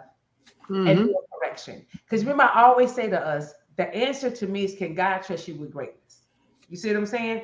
So now you've learned the lesson and you released it and you accepted. A lot of people, you didn't do a justification, you didn't do a but. We were saying that. Hey, I wasn't even reading the comments, so I don't know what y'all was saying. I was gone. But I want to honor you as a person of that's what leadership looks like. You own all of it. You did not try to justify it. You came out in public on your Twitter and said it, and you said it here. That's leadership. You didn't say, but you just said I own it. No, but I actually told him that. You own it. And I have to honor you for that, because a lot of people would give excuses of it, but you didn't. So that's let me know that God can trust you. And what to me, I'd be laughing sometimes because God bring a little bit to see, let me see, can they handle this on the first floor? So now you did a self-correction, he gonna take you to the second, because he's trying to get you to the penthouse. Because when you get to the penthouse, you're gonna have a whole lot of crazy people up there for y'all. But you gotta handle them. So yeah. What I told Zoe was that I said sometimes you gotta take a step back, take 2 steps forward. The beauty of it is that whatever it is done now. I don't have to address that ever again. I don't have to bring it up again. I don't even have to. We can just move on from it and let that be that. It is what it is. We gonna continue to push and put our efforts into growing this platform, growing Tiger Talk, and growing Go JSU athletics, all media, helping in whatever way we can. Hey, we did something big again today. I can't tell you what it is, but we did something big again. What I told y'all we did big last time, we did the same. We duplicated it. So we started growing in a very, very different space. And made some connections with some JSU football alums today. My thing is this right here. You don't apologize privately and don't address That's right. things. You go and act a fool publicly, you apologize publicly. Hell, if I was wrong, I was wrong. That's leadership. That's I'm gonna be wrong again. But the reality of it is that I actually had one of my Bible class members, a good friend of mine, actually said, "Man, what happened?" That's when I knew. I was like, everybody be watching, man. I said, man, just a little bit of that Jacktown kind of eased out of me a little bit. I got to keep coming, man. I did talk in. I said, listen, if I don't know nothing, I know when I'm with you, Marcus and Zoe, I am protected and I am covered. I say, I'm gonna be all right. Listen, you gonna get this work now. Wait a minute. Okay. No, we try to, like, honestly, we like I said to some folk, man, I would like people got this internet stuff twisted with real life, man. And the other thing too is people that run and try to create these narratives. I don't know who this brother is that y'all were talking about that run to the posts and every little thing, but I know he be watching because he be in here looking. And I think he done got blocked. Huh? Travis said something really good, kid. And hold on for a minute. Travis is 25, and he says, as someone who is 25, watching someone like Ken do that, meaning that do a self-correction, he said it's good for myself and the culture being younger because, you know, the culture underneath, they got excuses and they don't be accountable for nothing. You get it? Yeah, I got it. I'm finna post that. No, what you do is for real. And then too, even if it was I'm a solution-driven person. I'm not all about confusion. That man is a father just like I'm a father. And then too, it doesn't have to be any type of foolishness. Like you don't want to put yourself in a bad spot, man, and start being looked up on. And I love what Big Bro told me today. He mentioned and he made there's a lot of shout out to the foundation, shout out to the Tiger Fund, Blue Bingo, all the alumni groups that do watch the channel, that do watch us. We appreciate the support. And unfortunately, man, people getting tired of the mess. We got enough mess going on in the world. Sometimes people come over here for laughter and want to hear good things, and they don't want to get pulled down into that. And then what happens is for them, if we go there and it turns into something like that, and then it's like, dang, man, this is tainted just like everything else. So we never want to taint the image of what we're trying to do and go from there. So, man.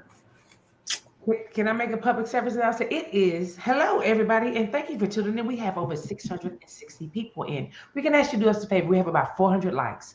Could you be so kind to exit out of the chat and like the channel? Now, if you like what we're doing, you can join. You click the button, and you can either be shut up, though. You can be platinum, you can be gold, but we want you to really come back. So come on, give us some likes, share this on your platforms right now, hit it to your Facebook, and let people know what we're doing. Hit it to your Twitter so you can bring other roll to 5,000. We almost up to 5,000 subs. We're gonna get there. So thank y'all so much on Friday. Zoe just sent me another an actual something I want to show. This is actually pretty cool. For those that don't know, we're gonna get this kicked off for the Need to Know, hosted by Assistant Vice President Alonda Thomas, featuring our Director of Athletics and Vice President Ashley Robinson. Is going to start Wednesday, May the 3rd. It's going to be live streamed on JSU Facebook and YouTube. The Need to Know, and it's basically going to be Coach Ashley Robinson, but it's going to be AD Robinson is going to be giving an update on JSU athletics, and it'll be really good to tune in. So I'll save this one, and what we'll do, we'll watch that on 6:30 p.m. Central Time. So obviously we'll be able to recap some of the talking points or whatever it is that he addressed in his sit down. So it's Friday. Austin, you still out there, bro? Come on up, man. If you're out there, I got some questions for you, man. He said he's editing. Oh, he's editing. Never mind. You stay where you at. You do exactly what you stay working. Zoe been eating since he been on this thing, man. But he eating healthy. What you eating, Zoe? What was in that blender you was drinking? That blender guy. It's coffee. Zoe non-stop eating, man. What you eating, Zoe? Is it healthy? You had grapefruit last week. I see a cookie in your hand. Is that a cookie? I see that cookie in your hand. That's what I said. Ashley, the Vice President, he could be he could be the next. Nah, he's not gonna be the next president. No, we want him right where he is. No. Hey, BA, what's up, man? How you been, brother? It's been a minute, man. I'm just excited where our school is going. It's What up, man? It's gonna be on the Facebook. Jackson State. It's gonna be live stream from the JSU Facebook page, Jackson State Facebook page, and it's gonna be on YouTube. I think it's gonna be Jackson State YouTube. I don't think this is gonna be on we'll confirm that. Austin, this ain't gonna be the football page. I think it's gonna be the education page. Yeah, the Facebook page of the school. That would make sense. There you go, JSU EDU page. Okay. There you go. So it's going to be on Jack State page. Of course, y'all know we're going to post the links on Monday. Hopefully, by the end, it'll be something that we could share with everyone and kind of go from there. You know what I like about this kid? Like everybody. That's actually a great question, Blue. That's an easy answer. What? Because you want to? No, I can drink a 32 ounce of coffee and go straight to sleep. Ain't no way. Yeah, you can. Yes, the hell it is. So you drink coffee like that? I'll drink coffee like that too, but not at night. I drink Pete's coffee. Well, I'm lying. I haven't drank at night when I'm at work, but like no. I can drink. I can drink the biggest thing of Red Bull right now and go straight to sleep. Morgan needed some coffee the other night, y'all. He said he. Hey, man. Travis dropped the link for those who are just coming in. Jackson State has did a new page for the recruiting that they're dropping in. So please go over right now if you're on your phone, click on it and like and follow. That man said, "Ain't no way, Zoe. He's gonna wake up with bubble guts." I can tell the difference. I'm regular. He said, in the morning we wake up, I don't know what the back. So can I just say man, I don't drink that. I stopped drinking caffeine like that. I don't even really. Every blue moon, I get a small Red Bull. Like I can drink a 32 ounce of Red Bull and go straight to sleep. This is my last glass of wine for 6 weeks. I don't believe it. Well, you can get you another one. I just paid my money. I'm doing a 6-week challenge. In order to get my money back, I have to release 20 pounds in 6 weeks. That I do. So, no more wine. This is my last wine. I made some shrimp and grits today. Man, I've been eating healthy, man. I'm down 7 pounds, man. Congratulations. Yeah, baby. I'm gonna do my before and after pictures every week. I have to take pictures, so I'm gonna post I'm just gonna give you the after. You don't need the before. You should need it. I know why I was there. The before ain't none of your daggone business. I have to post the pictures in this challenge. That's one of the things you have to do. You have to post your pics. So every week I'm gonna take pictures and I'm releasing. I'm coming, baby. Man, I thought TC was gonna shoot me a damn offer. I got so big for old lineman. He almost stand by with me. I was literally 1 pound from 300. Hey, you on the damn shoot. Man, look, man. Listen, you shut up, Zoe. Bad block. No, man, it was no, I absolutely I definitely I'm happy, man. I'm working. I've been staying away from the bull junk, and it's paying off. Got on the scale this morning. I just knew I was down 7 pounds. Now, granted, I got on the scale on the carpet in my bathroom, and then I was down like 30 pounds, 20 pounds. I said, wait a minute, this is not. Wait a minute. My suit jacket is lying to me. So then I put it on the hard floor, and then it went up like 15 more pounds. Oh, man, that's more like it. That's funny. But do you know what, Ken? People don't realize.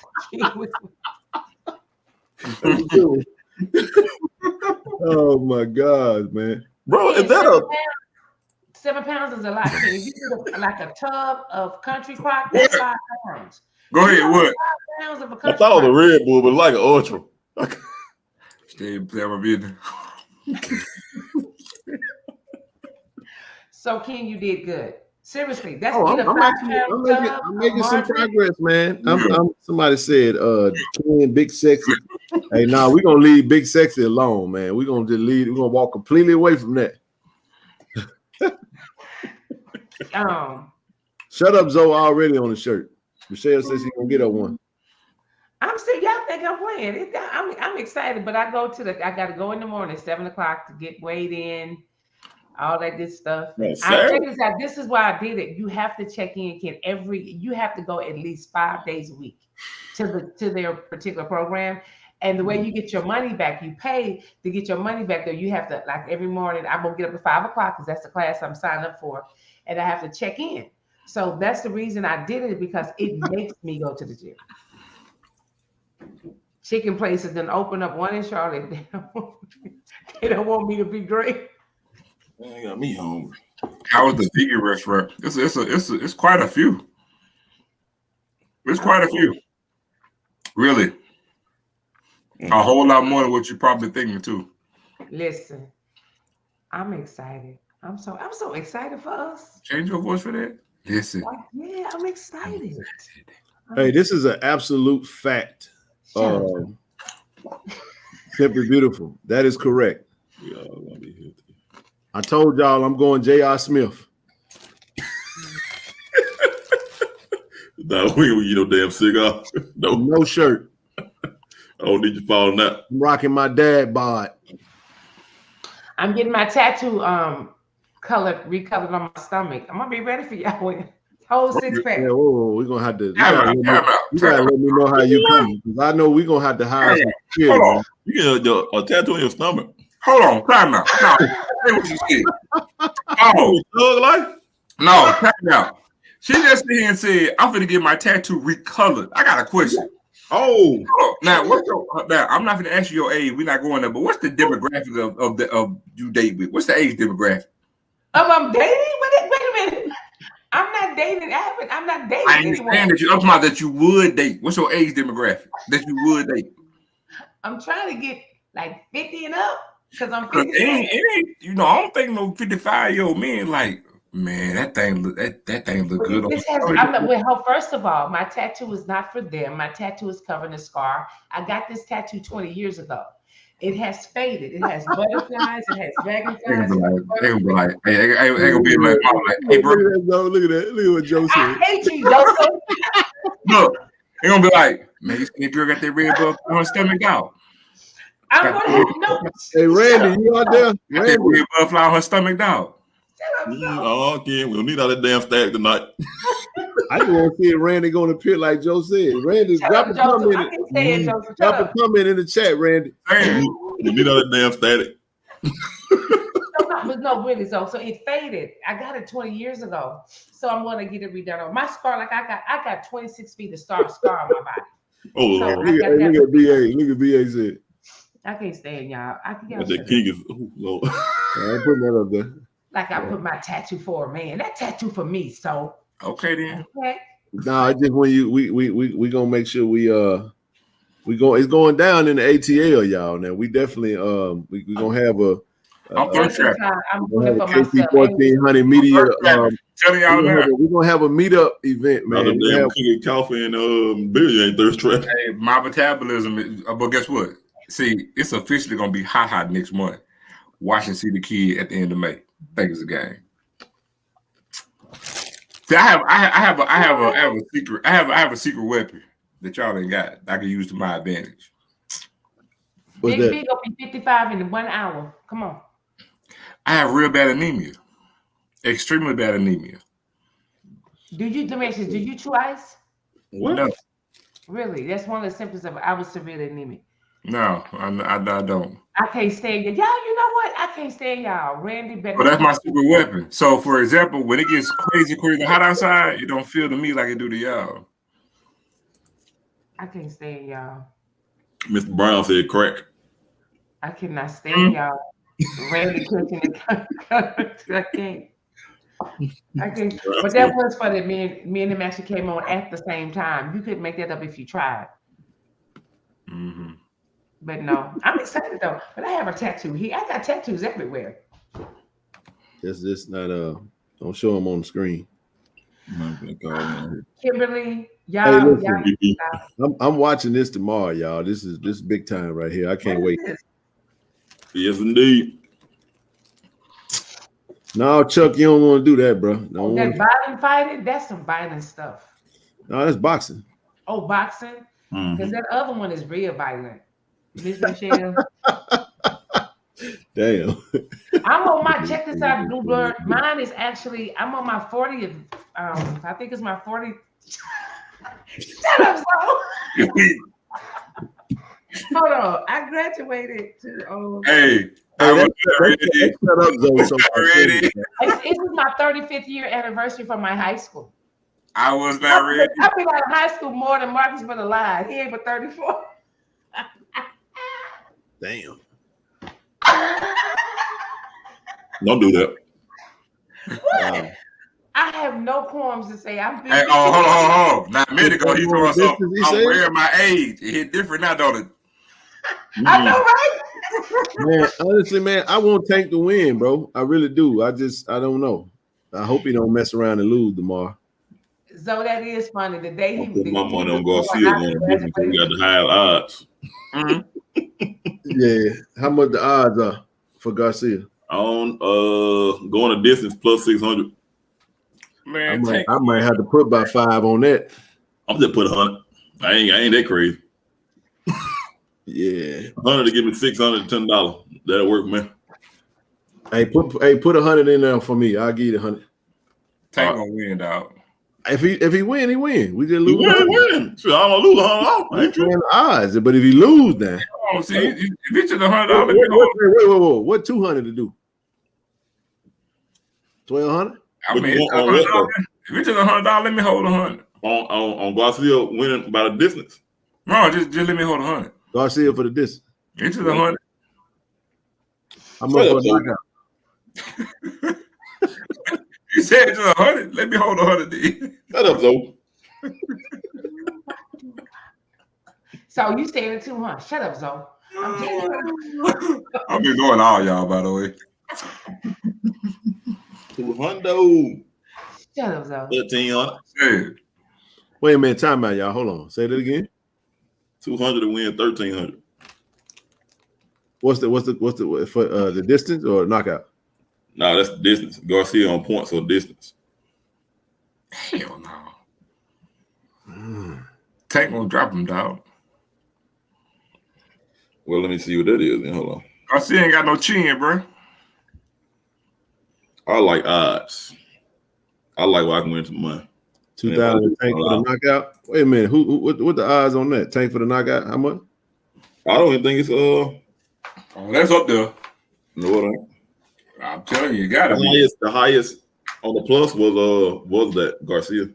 Yes, Diamond, class of 88. No. I ain't saying if it's gonna be the highest. I'm saying there gotta be an option. There gotta be a bit. It's an option, but it's on the method. Okay.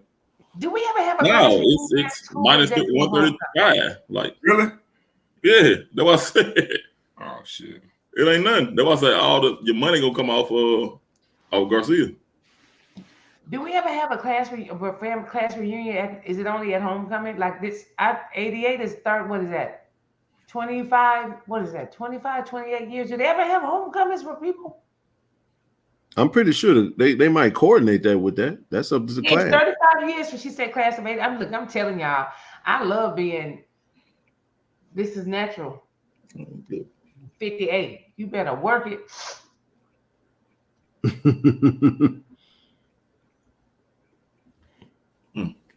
Everybody said, okay. What else did I have up here? I had something else. 900 on Tank knockout. No, it ain't. I don't know what you looking at. No, Granny Ann. I went to Raymond High School. I was from Bolton, Mississippi, a little town right outside of Jackson. And I went to Raymond High School. And then I went to the junior college, and then I went to Jackson State University. Now here they go. Learn me a cougar. Y'all better stop with that cougar, man. Say anybody know cougar. Look, I don't do cougars. I'm a lioness. You're a mountain lion. No, I'm a whole lioness. The lion is not the king of the jungle. His wife is. He ain't married. They run the pride. They believe in polygamy. But she run the pride, but she's the one that runs everything. Shut up, Zoe. I am all right. You said you're a lion. It's lion running pack. Only Tiger run solo. So lion believe in polygamy. That's good skincare. Yeah, I do use that good water.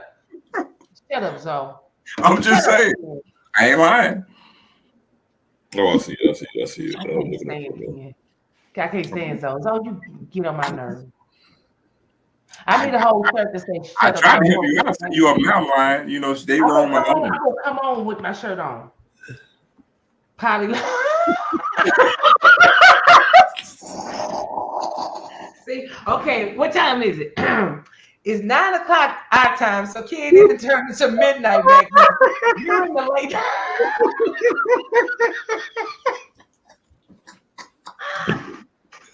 We're in the late night, y'all. It's late night. Oh my God, I cannot. Hey, zoology. Oh my God. I'm gonna get that on the shirt, Rochelle. Hey man, I'm going to get a shirt. I'm gonna get a shirt that say Poly Lines. What? Edward, welcome to the channel, brother. What level did you come on as, man? If you're a platinum member, shoot us an email if you're a platinum member, brother. Email address kc1400mediagroup@gmail.com. Welcome to the channel. Appreciate the support, brother. Thank you so much, man. That man said swinger lion. God, y'all got jokes. Juvie, what part of Bolton? Bolton got a whole little subdivisions. Let me know what was it in St. Thomas? Was it in Chapel Hill? Where was it at? And I'll let you know. I do know some Wallaces. I know a Sheila Wallace. We went to school together. We actually graduated together. Someone was asking me. Oh, Sheila. That man said Poly Lions, bro. God damn, y'all got jokes. Somebody say lions are old Mormons. I can't with y'all. Y'all a mess. Y'all just a mess. But the Poly Lines was good. I ain't gonna lie. That was funny. I missed all that. Listen to the damn phone. Sabertooth. The saber-tooth tiger. Listen. Did you see? I think the Kings apologized to E40. They better. They apologized. And when I tell you the Bay Area went hard because it was like he's not just a rapper. You know, it was like they went off, but they did an apology to him. They did an apology to him for sure. So yeah, I was like, how did this go blame him and look at I would say, see? Okay. Who played tonight? I didn't even look at nothing. Let's play tomorrow. What you eating on, Nick? Were you over there? You supposed to be. Are you eating healthy? Come on, carrots. Come on, carrots. Hey man, time out. He want to stunt because he eat healthy tonight. Now he want to put it on the camera. Yeah, I mean carrots. Wait a minute, is that good? I'm proud of myself. Is it good? Huh? Marcus, is it good? The dip? Vegan? Where's it at? It's not up here yet. Good, man. They're gonna have a Lakers game. I got this at I actually got it at Target. She's not here yet in California. Right. I got it at Target. Okay. Man. The Celtics lost tonight. Water's wet. Really? Water's wet. That's what somebody wrote. It's the Celtics. Off the Atlanta. Professor, you ain't gonna come up and give us no good tip. What you got to give us today? Because I'm like, yeah, okay. Seneca Turner, I'm good friends with Carlton. I gotta bring up old stuff, LaDon. Listen, you know he always got a wealth of information for us. I ate them donuts a month ago. Mm-hmm. I'm trying to read. Y'all be asking. ATL won. Who won in Atlanta? Atlanta beat Boston. Oh, the Falcons? Tank the win with one. You just say the Falcons. Atlanta. Who Atlanta is? I don't look at football. I don't look at basketball, but they get on my nerves. The Hawks. The Hawks. Okay. That's when they had old boy in there. I used to watch them back in the day. I just stopped watching it when they got. I don't know. To me, this newer generation ain't the same. Say Hawk like it's cold outside. The Hawks. Okay. I think gonna give me one more glass of wine. Said one more glass. All right, y'all. I gotta enjoy this wine. This is my last. We about to enter the home stretch. Yeah, look at that. Look at that, Richard. Hey, y'all. The link is open for anyone that want to come up, express what they got on their mind. I'm serious. Yeah, I agree with Rochelle. Thank you, smart guy. I just don't. To me, I stopped looking at a whole lot of stuff because they complain and they bitch too much. So I'm like, I'm over it, and I just don't watch them. Hey, if anybody got anything on their mind, feel free to come up. Do not come up if you ain't got nothing to talk about. Look, I'm not putting my wine down now. This my last glass. Y'all ain't gonna see no more wine for 6 weeks. I'm gonna get some flavored water and pretend like I got some wine. Yeah, you need no ball. I'm gonna sit here now. I just want y'all to know going forward, whatever she drink out of is not gonna be clear going forward for 6 weeks. That's all I'm gonna say. It ain't clear tonight. Look at it. I'm going to get. It is clear. I'm gonna give me some seltzer water and put like some orange juice in it so I can pretend like I got a mimosa. But I can't have no more wine for 6 weeks. I gotta get my money back. It's gonna be a colored cup or a thermos or something. It ain't gonna be clear. It ain't gonna be no glass. No, this is what I'm gonna be drinking next week. Y'all gonna see me with this. I'm talking about different colors and stuff. You ain't gonna be able to see what you drink. So, Ken, are you doing your gallon of water, Ken? No. I'm on it every day. I saw you with your gallon. No, I drink water, but I be drinking. I drink the little small Gatorades though. Okay. Water. The more water you drink. What? No, I trust me. I know what I'm doing. No, I'm saying the Propel. You drinking that? No, I drink Gatorade. Lexus, what's going on? Okay, what's on your mind? Well, don't let that be Randy because y'all getting on my nerve. Wait a minute, not your heart. Because it said Hey, I was just jumping in to say hello because it's been a minute for me. I just been able to watch.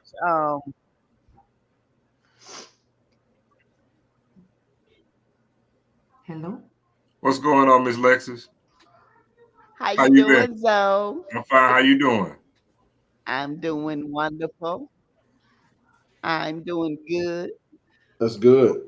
Appreciate you for coming up. What you got on your mind?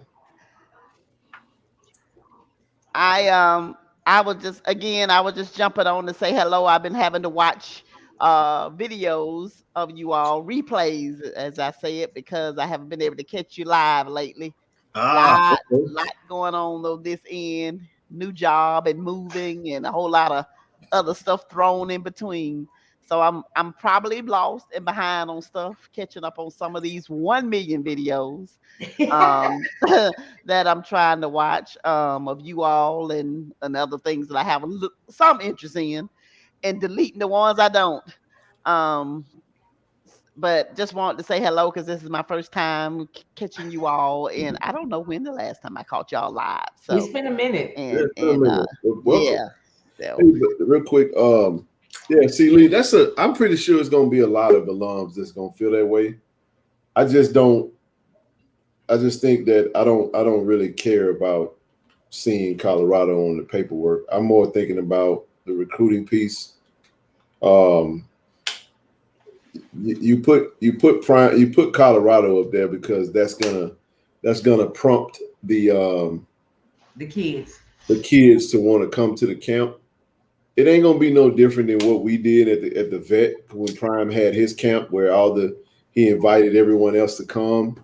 And if you remember, a lot of the coaches, they were, folks would be talking smack and be saying this and saying that. But then when he had the camp, he opened it up and invited them. It's like, hey, y'all come in and you shoot your shot. So some of the coaches that they still wound up coming, but I think it's more of a, you know what I'm saying? Like that could be in the form of, Coach O or maybe some of the position coaches going.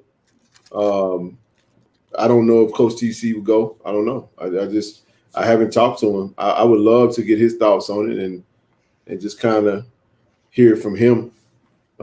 It's always good to listen to him because he's he has great temperament. He does. Especially professionally and like publicly. And the things that when we could appear to be losing our mind, he be calm. Now, don't get me wrong. When them cameras ain't on, you get a real firm version of him. But nevertheless, I see it from all sides. What I'm not gonna do is be insensitive to those that be like, I wish we just wouldn't go, because it's gonna be the media storm that's gonna come with that. I don't want to. I think that's the part that I got to be a little bit more sensitive to, is the fact that if we don't go, there's gonna be conversations about why we didn't go. If we do go, there's gonna be conversations about, like, I'm just tired of all the conversations about everything being a major topic of discussion and video after video after video about what we doing. Hell, whatever the coach decide to do, I'm gonna just get behind it. The reason I said Tiger Talk is gonna be there is because we have to be able to tell our own story. Yes, that's true. We're not going to rely on others to tell our story. I guess for me, we're there and we see it, we're going to come back and tell you guys exactly what it was, how coach felt about it, and it's kind of but again, I always put myself in the position of the person that I'm thinking about, because I'm not self-centered and the world don't revolve around me and my thoughts. So what I do is hold on, Michelle. I was reading somebody say, go ahead. What I do is I think about it from their perspective. First time head coach, finally got to the position that he wanted to be at. A better question could it be detrimental to a reputation for a coach like a TC that displays animosity? I'm going to pose something to you guys that maybe we haven't thought about because we haven't put the emotions of it down. Why the hell we can't use him like he used us? That's a question I have. How come we can't? If he gonna be there, he's gonna be some big time dogs there. There's gonna be some recruits there. That's our opportunity to go and do what we need to do. And you use that to get what you want. Or you can just say, you know what, I'm not gonna participate. Let me take my ball and run, and I'm just gonna stay away from that. But that could lead to some other things that might affect certain individuals down the road, because like I said, whether it don't make no difference how we feel. The public frowned on Jackson State. They didn't frown on Prime. We frowned on Prime, not the public. So it's a whole different ball game. Go ahead. This is my only concern, is that it's like we're an afterthought. No, we're not. I'm just saying, I'm looking at perception, meaning that everything is there and we were not there. So it's Bubba McDowell's camp from Prairie View. What if, consider this. What if there was a checks and balances that said, before we put Jackson State on this, let me make sure we talk to the coach to really get the understanding, because from the outside looking in, Bubba McDowell don't know what's going on in Jackson State. He don't know what type of relationship it is. It could have been a conflict of interest. So maybe there was a conversation later, and he was saying, hey, how you feel? I know we put this out. I know y'all ain't on that, da-da-da-da-da. And then if the adults come and say, oh, no, we good. I still talk to Prime. You know what I'm saying? And people won't, again, we have to stop wanting TC to look at the situation like we look at it. I do feel like there's some people that have absolutely just done with him. I'm talking about, I don't watch none of that stuff, but I also ain't the head football coach. So I just said, I'm glad you gave me that way of thinking about that, but I was looking at, now we're afterthought. So that's why, but I love your perception, and I thank you for that, Ken, because I'm just being honest with you. It's like, okay, now you're going to put it, but I didn't think of it that way. So thank you for giving me. Now, if it was Prime's camp in Colorado, hell to the no, we ain't going. This is Bubba McDowell's mega camp, and it's going to be held at Prairie View. I would actually say if it was still his camp in Colorado, if you have an invitation to go or an opportunity to go, I still say go. It's recruiting. Because let me say this: it's recruiting, number one. Number two, I don't know about y'all, but I kind of like these standbys. I do too. I keep trying to tell them. You don't get standbys. You're gonna get some 3 stars, some 4 stars, and some 5 stars. Okay, fine.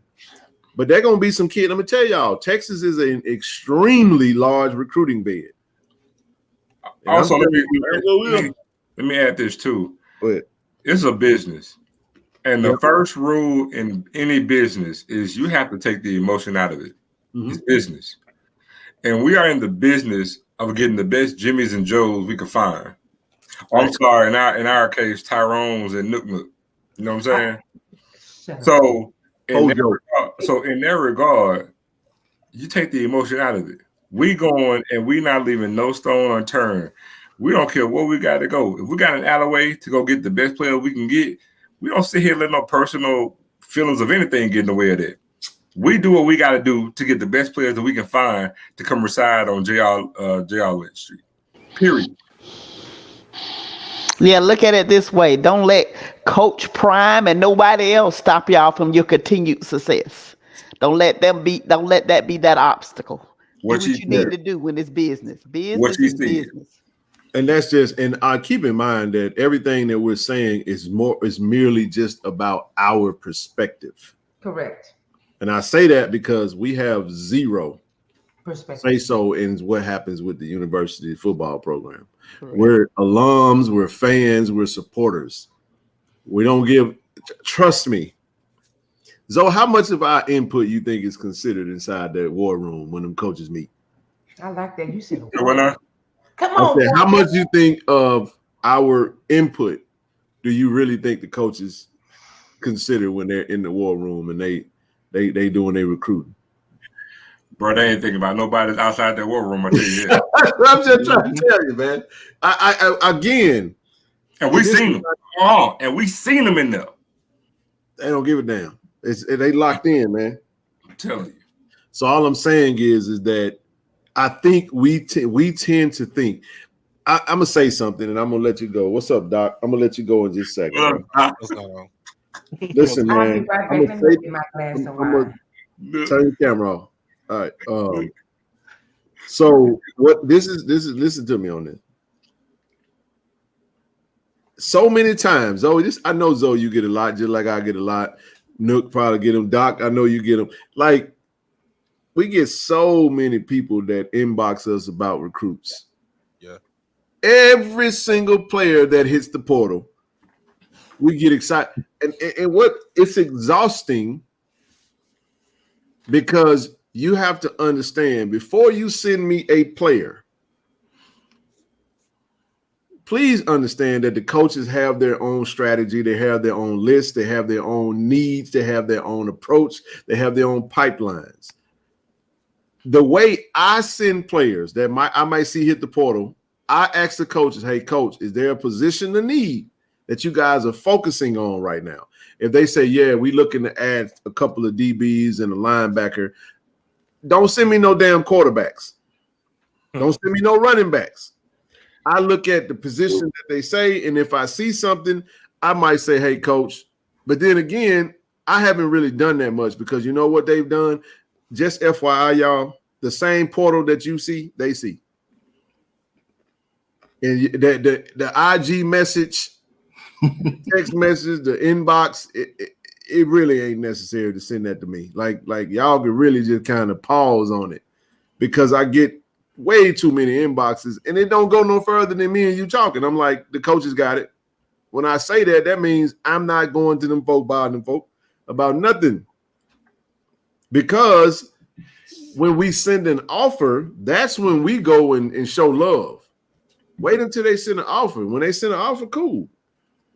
By all means, trust me, the coaches have a good enough relationship with us. They'll come to us and be like, hey, I want y'all to go shower, go put your arms around this player, go big this post up, go show some love. That's usually what they do, and that's how we try to move. So Just kind of a rule of thumb for the base. This is another reason why we enjoy doing this, because we can also have great dialogue to kind of help shape the perspective of what we do. I'm also considering the sensitivity of everything that's at play. Yeah, then you got to take a hand too when this is a different day and age in recruiting, man. You got these kids have NIL agents and stuff like that. We don't know what the trust me, I know that firsthand right now. I tell y'all about something that it's stuff, man. When it comes to that, like it's deeper than what we just see. A kid hit a portal, and kid talent, but I use Barry Alexander for example. Mm-hmm. You think that kid ain't gonna get? You gotta get. Yeah, he finna get broke off. He finna get broke off. Wherever he going? Got to get that fat bag. Look, I'm gonna tell you another thing too, just to make it even more simple and plain than what Nick and Ken said. Sometimes the coach could actually reach out, but it still may not work. They're gonna do their own due diligence. Sometimes they may feel it's just not a good fit. Sometimes what the kid could be on, they may sit there and say, we don't want no parts of it. It's so many different variables in this that goes away to dictate whether or not it's going to work. I got one, and I'm gonna let you go, Doc, and then you, Travis, listen. Think about the message that sends to the parents. I just want y'all to think about it. Like, every little thing matters, man. Think about the person that has the greatest influence on this student athlete that might want to see Jackson State and be like, oh, Jackson State don't want to show up. Oh, yeah, I guess what Coach Prime did say was true, because Jackson State wasn't even here. And then when you don't show up and tell your own story, you leave yourself for people to tell your story for you, and that's when it gets real dicey. So if Coach Prime finds out, oh, you had an offer, you decide not to come. Oh, okay, they don't want to come because of me. Okay, I'm gonna start messing with every little thing that's there. And I'm not saying you run scared. I'm saying keep in mind we're not a part of that room. We're supporters of that room. I agree. And what you don't need to do is don't let this type of stuff right here cause you to lose the momentum of the support that you're garnering towards that, because now all of a sudden the coach did something that you didn't want him to do. Well, he don't know you and you don't listen to him. You know him because he's the coach. When you run across him, you got to introduce yourself. You ain't going to say, yeah, I'm such and such from, I'll be in a chat with Ken, be going live. You know what I'm saying? We were talking about, what you should and shouldn't do, coach, and I don't think you should go. He's going to be like, what you say your name is again? Who you do? You ain't got no coin. Okay. No, I'm just saying. Doc, go ahead, Doc. Hold on a second. Knock your neck. Oh no, I was kind of leery at first. I'm gonna be honest with you, but the way everybody, experts about this, they broke it down to me. I'm like, hey, it's what I'm saying. It's a good thing. It's a recruiting tool for us. I mean, you going into Prairie View. First of all, it's gonna show off Prairie View. If you ain't never been to Prairie View, Texas, it's a beautiful campus. Facilities, and it's a beautiful campus. Like, y'all need to just go down there. Yeah, great opportunity for them for sure. Right. Yeah. And to show out those facilities to those kids, that's one thing. But like you said, it's a recruiting strategy to where you can go into, you go into Texas. Prairie View ain't nothing but like 45 minutes from Houston. It is about an hour and a half, 2 hours from Austin. Yep. I want to throw this in there, Doc, get your thoughts on this. I just thought about this when you were saying that. All of those teams that's on that paper, yep, ain't gonna be there. Hold on, no. They gonna be there. I'm just saying. There's gonna be some head coaches there. Mm-hmm. Coaching is about building relationships, man. So Coach TC don't go and he don't take his staff. Somebody on that staff might miss an opportunity down the road where they done built the relationship. And now you're in a position to where you can triple, quadruple your salary when the time comes because you established some relationship at this camp. Man, it's a lot of factors. Again, you can't think about this stuff when you're emotional. I have already extracted the emotions out of every, for the most part. All I ask anybody to do is just leave me alone. I can control it. I can control my thoughts on that stuff. I can look at anything that's going on. I can watch a Shador video. That stuff don't bother me. You get what I'm saying? Because all I'm waiting for, y'all, is for the portal to close. Because once that portal closed, we know we locked in with who we got. unless somebody elects to sit out. And I wish all the kids that left the best, but we're past that point. I had to correct somebody today because they were talking about Jackson State's top players are still bleeding top players even after the spring game. I said, pause, player. Hey, Jackson State ain't bleeding nowhere. We got a scap on our so we done stop bleeding. Now everybody else bleeding players. Mm-hmm. But even today, I said the people that bringing up are people that's been gone. But here's the thing, too. They just didn't know they were gone. There's no point in even saying that anymore. This is the new way of the college football world. So let's go get it out there. After every season, everybody gonna bleed. I'm gonna use the example that y'all want to leave. Everybody gonna bleed. It's gonna be a new way of the world. So there's no point in saying it like, oh, Jackson State bleeding, but ain't nobody else bleeding. Everybody gonna have a damn gauze band-aid. Jackson State is doing what we call y'all ever did a reset if you was in beverages. A reset means I take one thing out the dough and I put something else in that dough. It's just like a game, though. It's like a video game. Y'all know what I'm saying? It's just like a video game. All you do is hit that reset button. You start all over. But everybody, if you think about it though, everybody is rebuilding.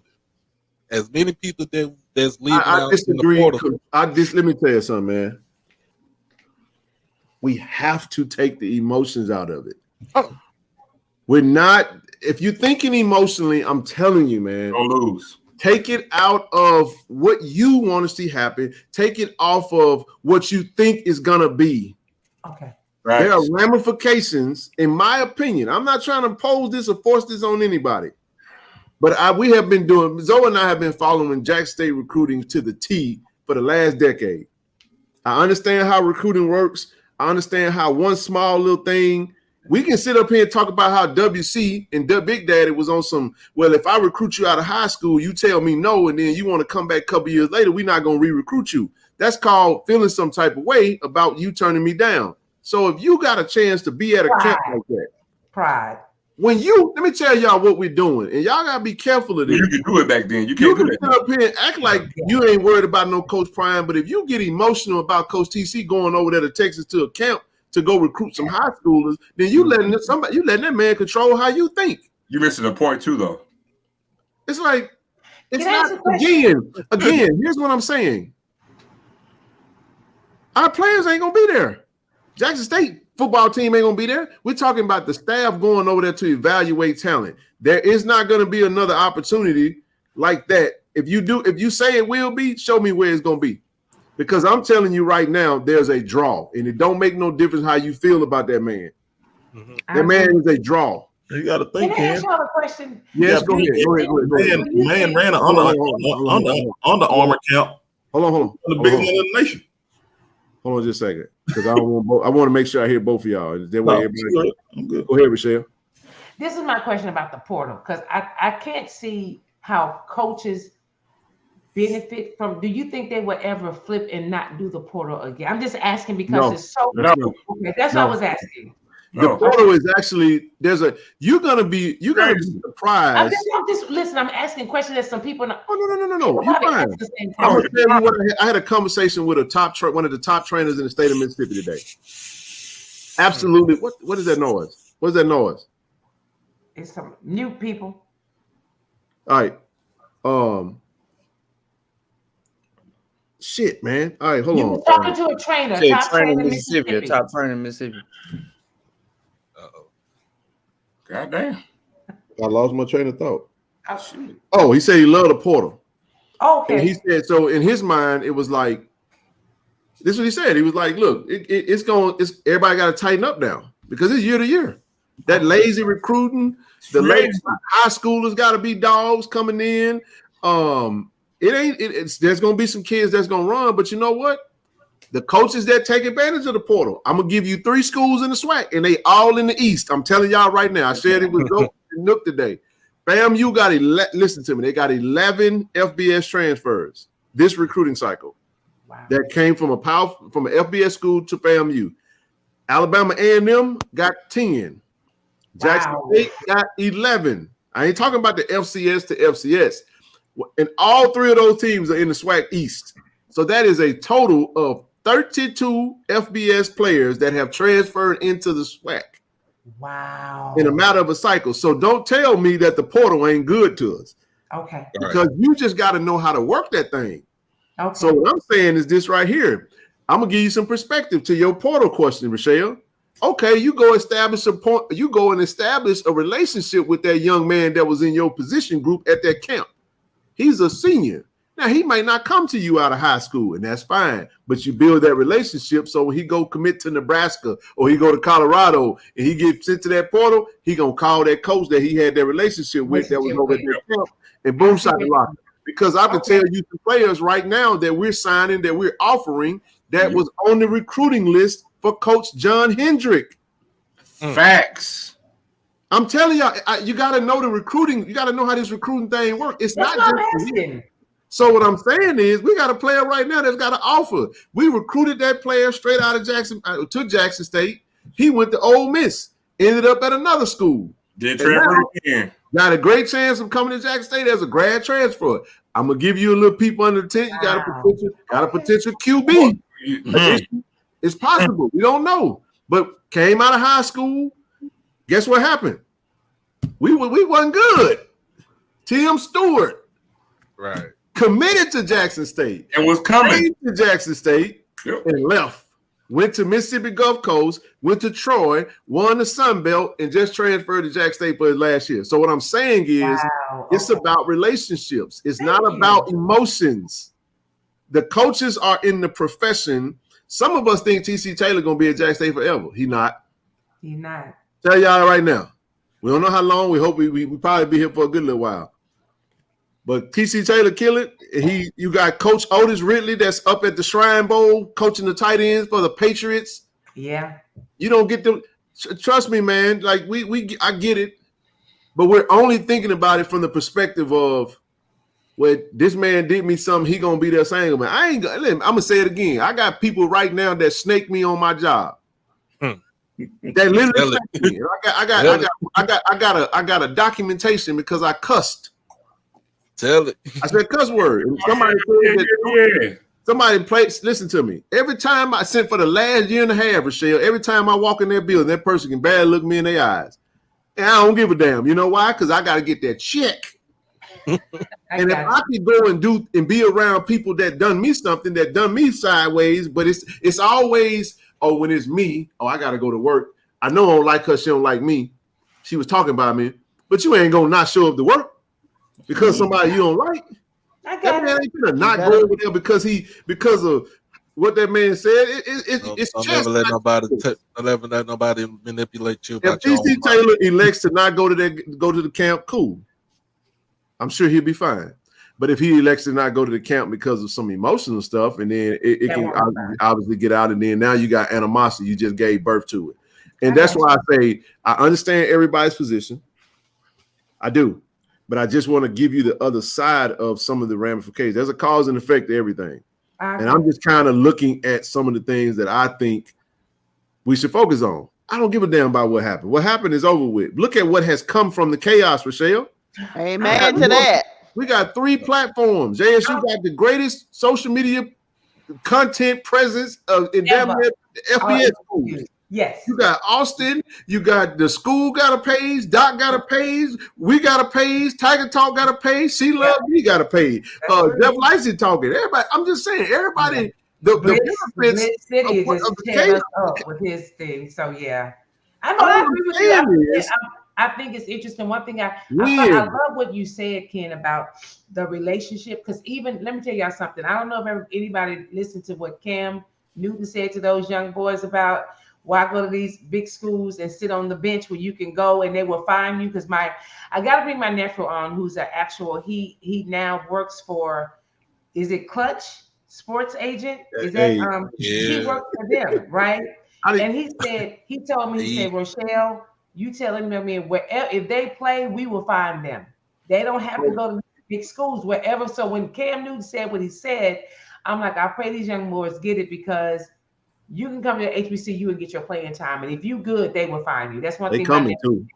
That's what I love. I love the comment that Bailey said. Bailey said, Where is it at? She said, you have to be 2 steps ahead of narcissists. What do you think I'm saying? Not saying that she's telling me that. I'm giving you the game on how you get past that. I agree. The worst thing you can give a narcissist is power over you. I agree. I'm gonna show up and I'm gonna smile just like you smile. What's good with you, bro? How everything go over there in Colorado? Because I'm gonna do back to you what you do to me.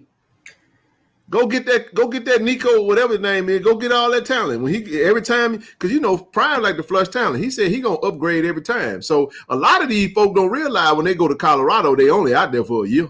You get 1 season. In 1 season, if you ain't part of the program, I'm gonna be right there and snatch them up. Wait, can I ask you this question? Now, what can a coach cut you because the portal work both ways? For instance, if I don't want to be there anymore, you take your scholarship. That means scholarships are year to year. Hold on, so your scholarships now when I went to Jackson State, are you serious? It's always been that way. It's always been that way. Always been that way. Yes, it was. It's always been a year-to-year contract. Mm-hmm. What has transpired was every year the paperwork is resubmitted. It's literally year to year. Rochelle, you ain't never heard me say the WC Gordon, the WC stand for wheel cut. So when you think about it, Rochelle, what we're talking about is what I'm saying is that if you follow Coach Prime the past 2 seasons, the man is all about upgrading his roster every single moment he gets. It's a dog eat dog industry. It's a what have you done for me lately?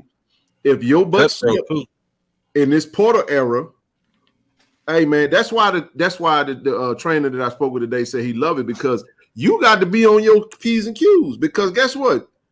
That person who thrived, and it's almost like I'll give you a perfect name, and I think y'all gonna feel me when I say this. Malachi Wideman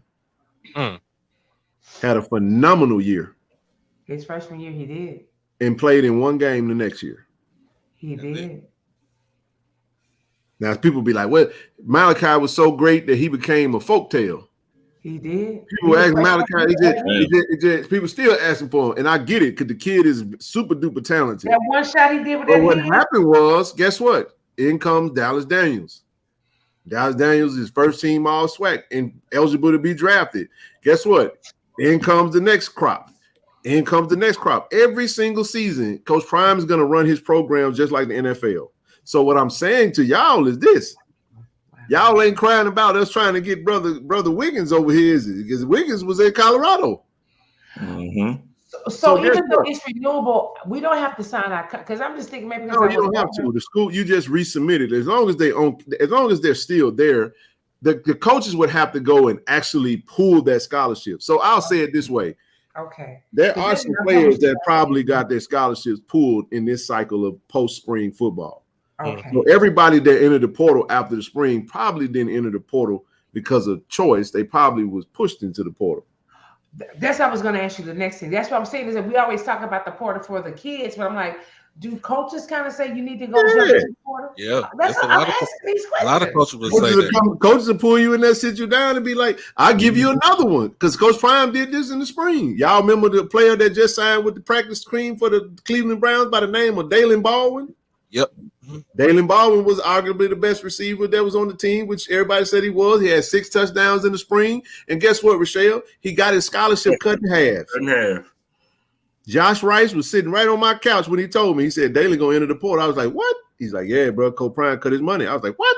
Next thing you know, Dalen Baldwin is at Michigan. Mm-hmm. That's why I received we had. Oh, you know what? Because you know why? Graduating seniors that season had their scholarships cut. It was Warren Newman his last year. CJ Holmes that last year. So that's why, and here's the thing. There you got players like a Geronte Davis who would take advantage of this opportunity. Now, shout out to Geronte. Now, I'm going to say this. Geronte graduated from Jackson State, y'all. Mm-hmm. He's a Jack State alum. I ain't got no problem with him going to Texas A&M. Gig him. By all means, go get your bread. Go ball out so you can get to the league. But he's an alum. Tony Gray, an alum. Shane Hooks, an alum. Yep. I know Shane Hooks went to Ole Miss, and we like, man, he left with Ole Miss. These kids are graduating. That's what you really want them to do. You know what I'm saying? So okay. I'm just telling you, the business side of this thing is not about emotions. I can't make no. If I got emotions, Rochelle, I'm gonna call in. Especially if I know I got to make a big decision. I'm asking these questions because I know I'm not the only one. For instance, I love them. The dots are talking about your questions are amazing. He graduated from Jackson State, so he's an alum. So now he's done his extra year. Go for it, do it. But none of us are thinking that way because we really don't understand. So I thank y'all for educating us. So here's the thing: a lot of players, this you got to understand. So we had Coach Beef on earlier today. Coach Beef said a lot of the players are going to report at the end of May. Guess what, y'all? That means that these players are going to be enrolled in summer school. So usually the student athletes that are playing football, they are going to get a degree in less than 3 years. Some of them get them right at 3 years. Oh, wow. So if you redshirt with this COVID year, you get an extra year. So let's say you redshirted. You're redshirted by the time you hit the field. Hell, you're a sophomore in the classroom. You get to your sophomore year, you go through summer school. Now you're a junior. You graduate in 3 years. And what'll happen, Rochelle, is they'll graduate in 3 years, right? Okay. They can seemingly play pretty well from an FCS program. Enter the portal with a degree and 2 years of eligibility. And that is what Jarente did. And then get a deck so they can graduate with a master's. Yes, you should. All right, let me say it this way. Every student athlete that plays football should be thinking about getting a master's degree when they go to college. Wow. Every last one of them should be. That's a great idea on that. Absolutely, they should be. Thanks. See, I know y'all didn't know this. That's why we asking questions. Keep all the questions coming. Like, okay, I love this. A quote of TSU's defense coordinator, Brandon Fisher. That's our job, to develop these guys to achieve their dreams, whether it's the NFL, transferring to a Power 5. I'm going to tell you the conversation I had with some players. Okay? There is a player that I know wanted to transfer. Well, let me just say, he did. He left. Mm-hmm. My admonishment to that player was, you have 2 years of eligibility and no degree. Here's what I recommend that you do. Take advantage of these next 2 years of eligibility. Listen to me, Rochelle. Follow me. Forget them chats for right now. We'll come back to it. My admonishment was, graduate. Play 1 more year at Jackson State, ball out, and then hit the portal. I said the fans will love you because you will be an alum. You walk away with a Jackson State degree, you go into the sunset, you enter that portal if that's what your heart wants you to do. Now, we're going to still want you to stay. But if you just have to hit the portal, you leave with amazing stats that you dominated, and your value would be sky high with the degree. So I'm going to tell you something. The greatest athlete in this transfer portal era, and I know Blue going to feel me when I say this, is the grad transfer. And that's where you said Coach D. Coach Prime had a 40-40-20 recruiting strategy. 40% grad transfer, 40% transfer portal, 20% high school. Wow. The reason he recruited low high school is because you're probably going to lose them high schoolers anyway. The portal. You're probably not going to keep them the whole time. But guess what, though, Rochelle? If I go and get this grown 21, 22-year-old man that's got a degree, that has a dream to get to the NFL, he going to take it serious. He coming in with he ain't got no bull junk on his mind. Go ahead, Doc. Hey, you know what that helps, too, is with that APR also. Thank you. That's a great point. APR is affected.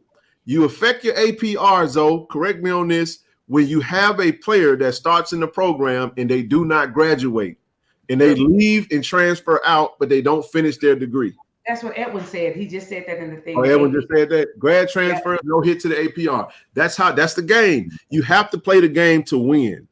Wow. So honestly, in my opinion, if I'm Coach Taylor and I'm going to that camp to establish great relationships with some high schoolers that I'll recruit them, but if I don't get them, I'm gonna stay in contact with them. Yep. I'm gonna foster that relationship, whether they go JUCO, whether they go FBS. Hey, I see you ain't playing over there, man. How you doing, man? Hey, we ready for you, baby, if you ever decide to hit that portal. That's what they're doing. Stop complaining about poaching and start doing your own damn poaching. That's what I'm trying to say. I'm just telling you, get in the game. What EA Sports say? EA Sports. It's in the game. The game. But the other thing to add to that point too, though, when you mention the new weight of the world on the college football landscape now is you have to have the expectation that if I recruit a high school kid, the percentages shot up tremendously that this kid is going to transfer not once but possibly twice. Yeah. So the odds are in this new football climate to sign a high school kid, you have a greater chance of that kid leaving your program than me getting a transfer and getting 2 solid years out of them. Because, again, this is free agency. Matter of fact, you can actually start some data, probably even starting last year. How many freshmen that we signed from Coach Prime's first class is actually still at Jackson State? Those numbers are low. They are. Because that's the new climate of college football. Not for Jackson State, across the map, for everybody. Right. So you're playing more Russian roulette side of high schoolers than you are going to the portal and getting a good player that got some experience. Man, and then you look at that first signing class, a lot of those kids that came and transferred in, Rochelle, are all graduates of Jackson State now. A lot of them are. Tony Gray, Aubrey Miller. Yeah. Isaiah. Which one? Isaiah Bolden. Nuggets got a degree like that. Yeah. Yep. Wow. So check this out. We still have over 584 people watching us, and y'all can't tell me nothing.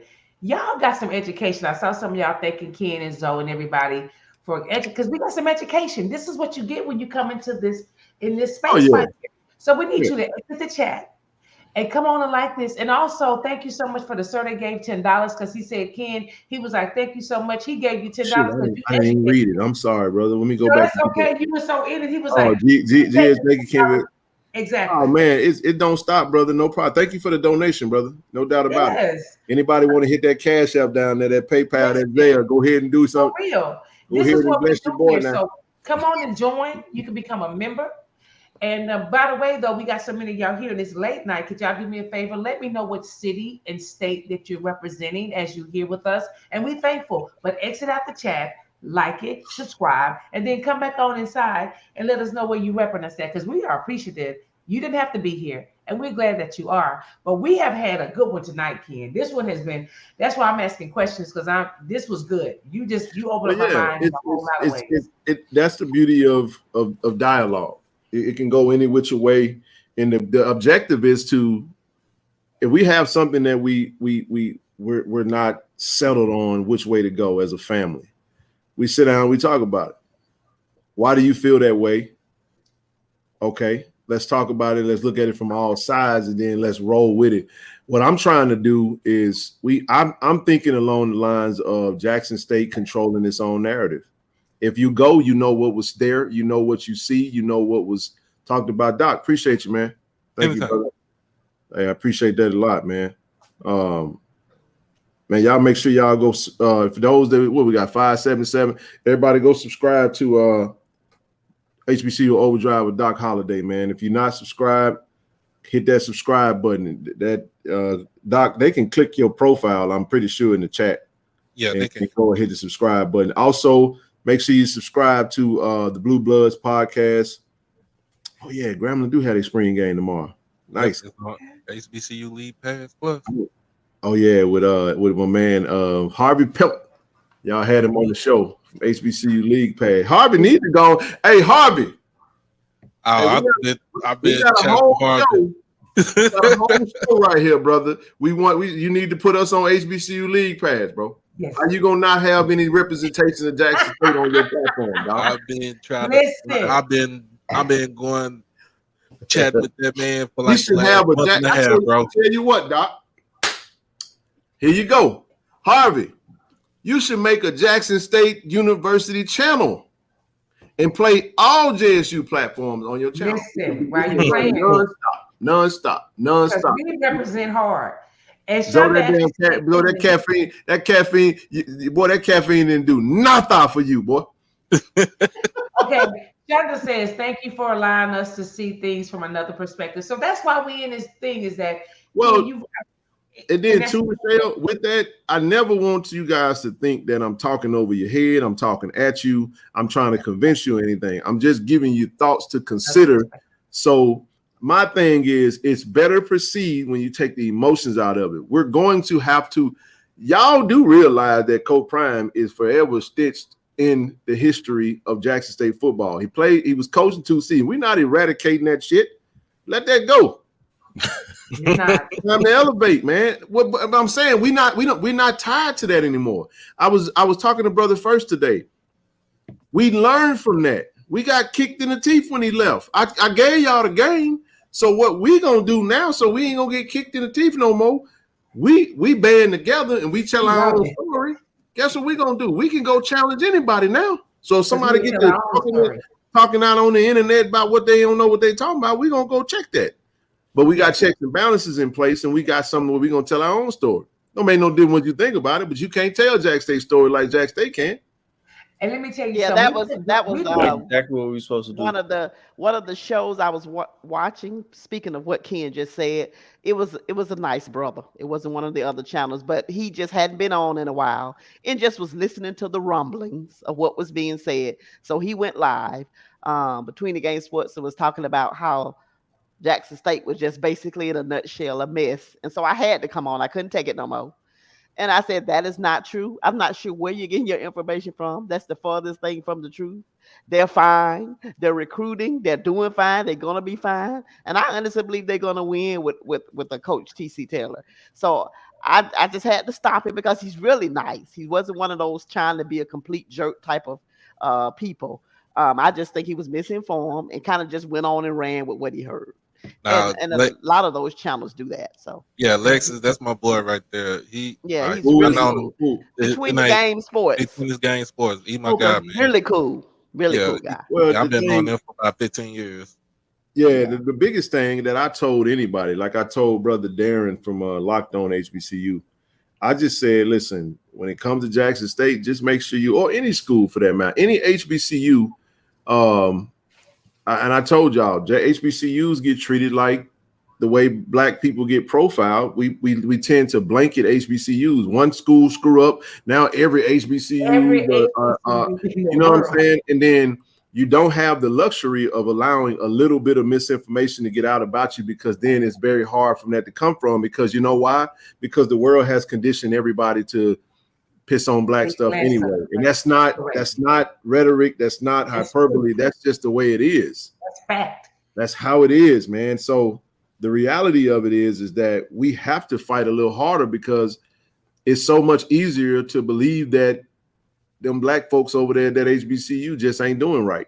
And then when you got somebody like a Deion Sanders with that size of a platform, if he says it, for a lot of those people, one thing in this country is celebrity worship.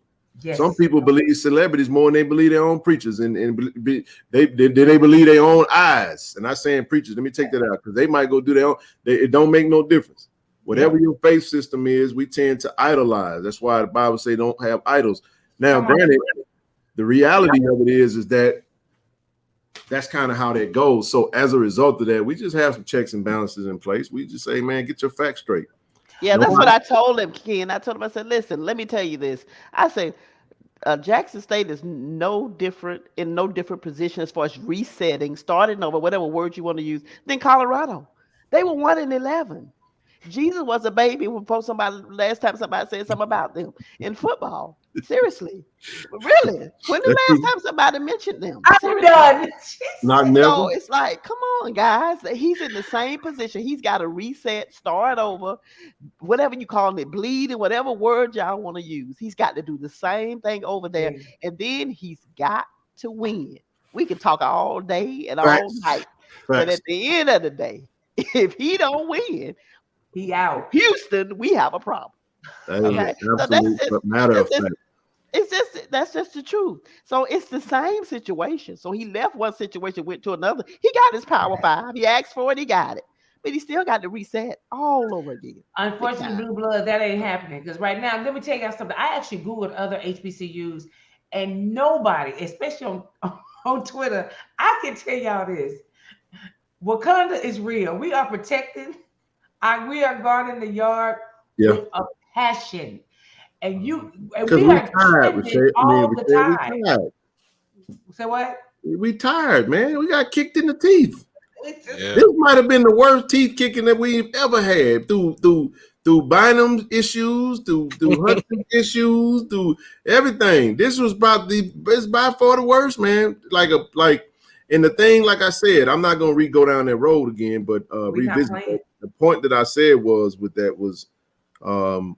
when you entrust someone that was in the house to correct some things, like, man, you knew that wasn't right, and you knew that wasn't the real, and you could have just addressed it and like gave us some reprieve. But because of how one person treated you, or you didn't get your relationship with this one person, actually caused everyone to have to deal with that. And that was the thing that just, that kind of sucked. So, yeah.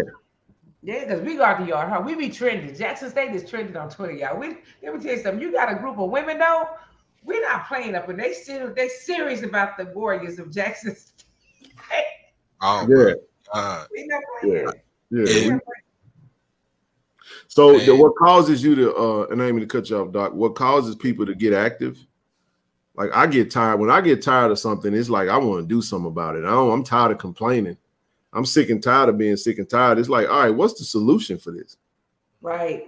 And what we doing? What we gonna do about it? So now people can see, man, we serious over here. And this, what's gonna happen, y'all? This is actually I think what we do over here is gonna be a contagious thing. I think some people are gonna start trying to do some other things that may spearhead some movements, and that's all you can hope. It is what it is. I think as negative it was having Prime here, it benefited us. Look what we're doing now. We took that baton, we learned from it, and we running with it. Like, we needed that. As much as we didn't like it, what happened, we needed that. Now it's benefiting us.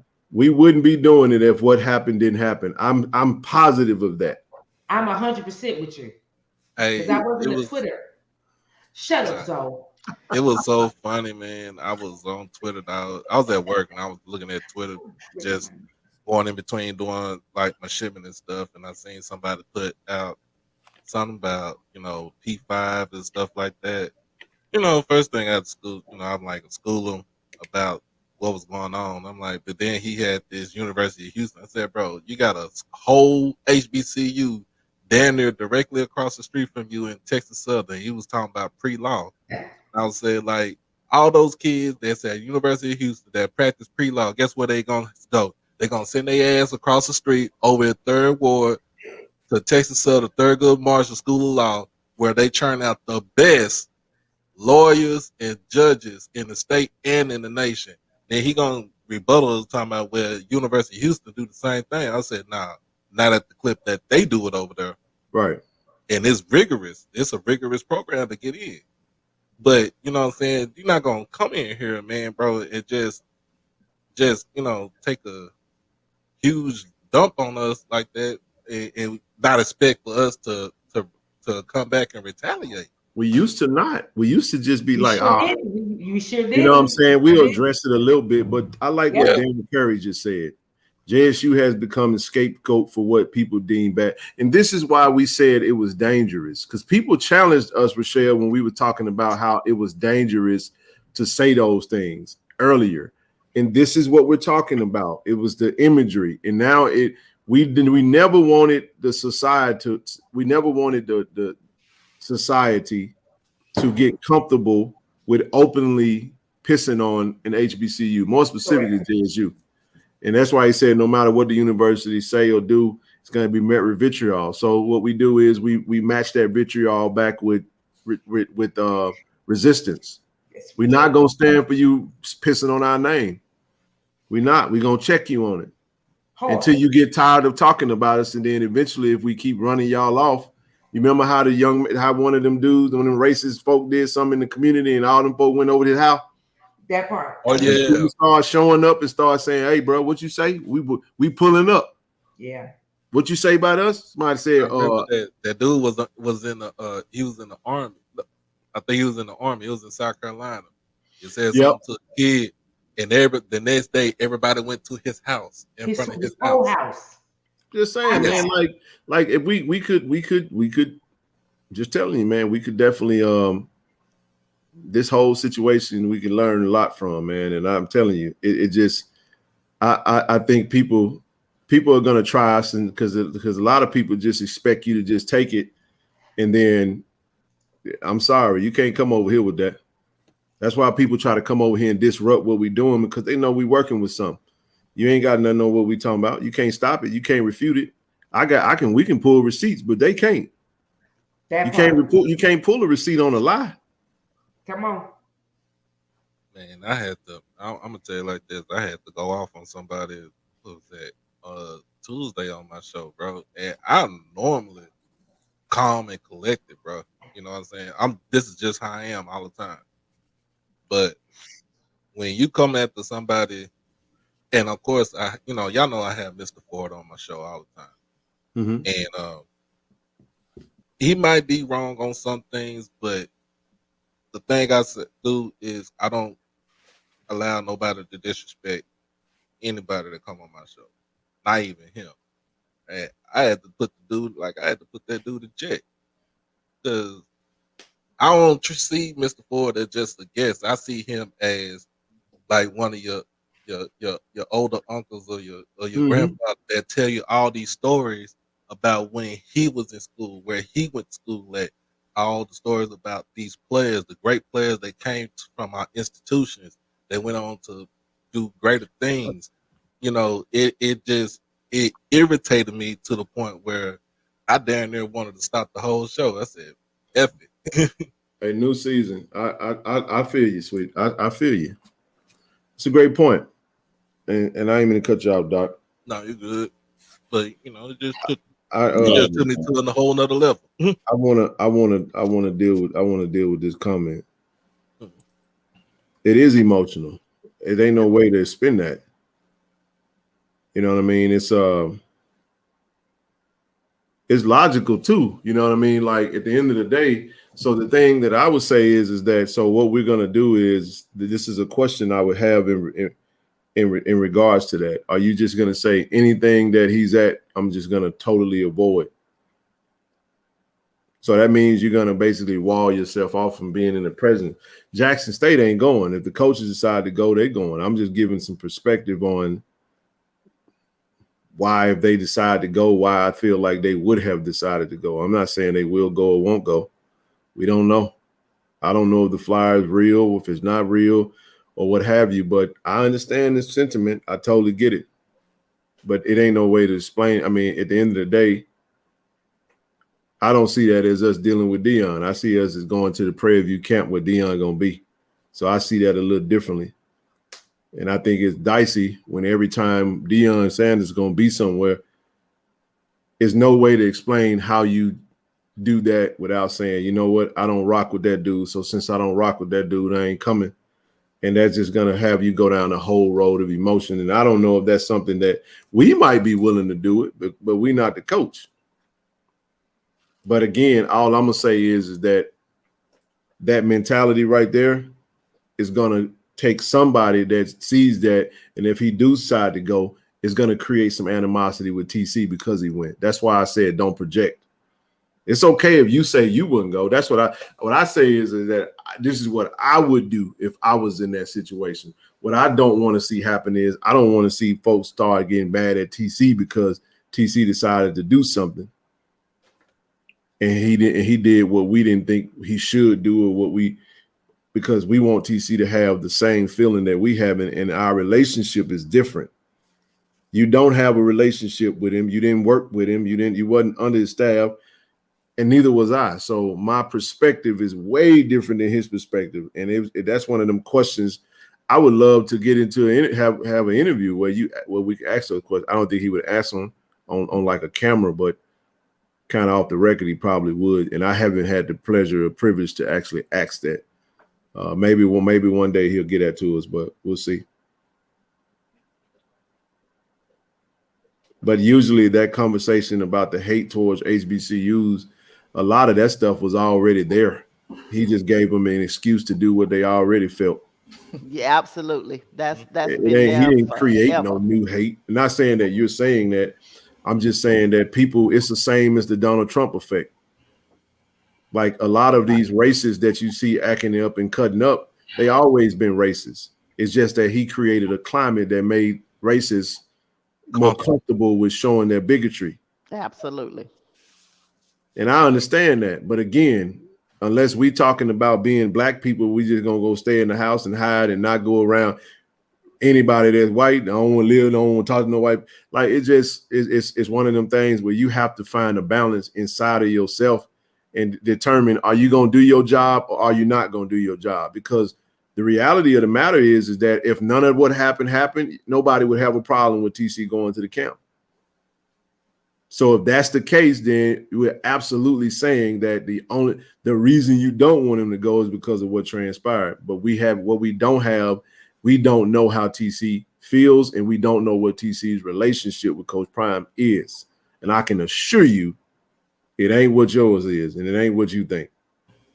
And I don't think that he should be vilified for that. And that's what I'm trying to do. That's called guarding the yard, because the yard is who's in the yard, not who's outside the yard. And guarding the yard ain't just about the players. It's also about the coaches that have to do the job. And we have to stop projecting our feelings and our emotions and move with understanding and say, you know what? I don't like it, but I'm cool with it, and we're going to support our coach. That's what I'm talking about. That's my perspective on that. And I hope you don't take it with resistance and thinking that I'm, coming at it. I appreciate the dialogue because this is a great opportunity to speak. Go ahead, somebody. Hey, Ken, let me ask you a question. Hold on, thought. See, that's the time. Yeah, you been gone, bro. Go to sleep. Good night, Zoe. Bye, Zoe. Take care. I'm about to call it a night too. Catch it tomorrow. I got Kobe Paul on there tomorrow, man. All right, good deal, man. All right, man. Later. Bye. Peace out. What you got, Travis? What you gonna ask?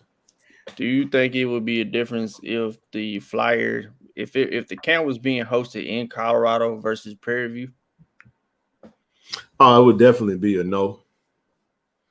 Yeah, it would definitely be a no. It would just be a conflict of interest completely. Yeah, you might say, well, why? Well, I don't think Bubba McDowell is playing the smart game of, this is a camp. I'm going to get as many kids out here as I possibly can, because Bubba McDowell is in his second year of taking over the Prairie View program. He's been there, 12 years now? And they got the best facilities, arguably, in the entire conference. They do. He feels like if I get these kids on my campus and show them my facilities, show them my school, and show them that, they going to want to come. I'm in this great city of Houston, Texas, with great facilities at an HBCU. A lot of these kids ain't never been to Prairie View, never heard of Prairie View. And they're going to think, God damn, Prairie View look like this? It's a beautiful campus. My God, it's a beautiful campus. I think that'd be a major play for HBCUs. I think with it being in Prairie View in Texas, I think you should use that approach as that's business. If it was in Colorado, I'm not even gonna set myself for that situation to walk out there knowing what happened. So yeah, I had a position initially, but then when I realized, I'm like, wait a minute, this is a camp. This is a high school camp. So this ain't got nothing to do with our players. Okay, you can't really, you know what I'm saying? What are you gonna poach the coaches? Like, right. He can go get. The other part is that it's a advantage for him because ain't no kids coming to Colorado. Let's just be so it's a both for both. Meaning, him being there is a draw. Yeah. Oh, absolutely. Him being there is a draw, man. That Deion Sanders coming to that camp is the difference between 5 stars coming and 4 stars only. I agree with you. Might reach a ceiling of some 4 stars coming, but boy, you put Nebraska on that thing. You put Colorado on there with Deion coming. I don't know who I was on that thing, but there was a lot of big time FBS programs on there too. Arizona State, Georgia Tech. Truthfully, he said Prairie View campus is the H. I just know when I went there, my niece went to Prairie View. I could not believe how beautiful that campus was. It is. But yeah, like I said, yeah, it's a beautiful campus and great facilities for sure. But I mean, when you consider it, if you ever been to a camp, you've ever seen a camp, you might see somebody like a Destroying show up, one of the top YouTuber in the world that goes to high school camps and stuff like that. He was at our camp. Why wouldn't Destroying come to the Prairie View camp? Sure. So the publicity, it's a smart play for Prairie View. And for those of us who don't like, how can you say You don't like the white. You say white people have been given a free license to assault us publicly in the news, and then turn around and have an opportunity and don't go. And now you ain't there to tell your story, and now you look like this. You know what I'm saying? So when you don't show, guess what that's gonna do? That's gonna give a greater speaker volume. It's gonna turn the volume up on the animosity. And Edwin made a statement. It's true. What do you say? He said majority of them kids is go to some of them kids go to peer review. That can't. It's a big play. Now, granted, y'all listen. I'm sorry. I'm gonna give you something to have animosity about if you just listen to me. Coach TC Taylor got a camp coming up in June, second week of June. Yep, he does. If Colorado was on that flyer, now I get that, because now you got them coming back to no. So what I'm saying is, I don't know what he's gonna do. I don't know if that flyer was an edit. I don't know if it was for real. I don't know what's going on. I will find out. But here's all I'm saying though. Like, you got a situation where, hey man, go shoot your shot. For sure. Go shoot your shot. It's that's what it's about. So what I'm saying is this right here. You know what ain't gonna get talked about if you go? The bull jump. Sure. So if the people that's on the outside looking in that don't really know what's really going on, Rochelle, they don't know what's true. They just know what Deion said. Right. If Jackson State had an opportunity to go and the messy media people say, well, you know, Jackson State was invited and they declined. They get to own the narrative. They get to tell whatever they want to tell. And then that highlights a whole weekend long of Jackson State Deion Sanders stuff. But you know how you nip that in the bud? You go show up. You show that, you know what? I ain't controlled by this foolishness. You still did what you did, and you ain't going to control me. If I want to show up to a camp where you at, I'm going to show up to a camp where you at. I ain't going to start hiding and ducking and dodging and avoiding camps because Deion there. Because I'm emotional. Man, I ain't doing that. Still got to keep it business at the end. It's business, first of all. Personal don't mix with business. Personal, that type of mindset going to have you missing money. Hey Ken, I'm gonna say that I ain't 100% positive, but looking at the flyer, the original flyer, and looking at the other one, I think that's an edit because there's a few teams that's not on there. That it can change. That wouldn't have had a reason to withdraw from. So I think we don't know. We don't know. It could be scheduling conflict. That's why I said I don't know. I'm just all that I'm saying is hypothetical. Yet I think also Ken, what you're saying is that Coach Taylor is showing us what true leadership looks like. Man is a leader. And remember, I said, "Can God trust you with greatness?" So, man, like, he know more than we know. I'm gonna tell y'all something.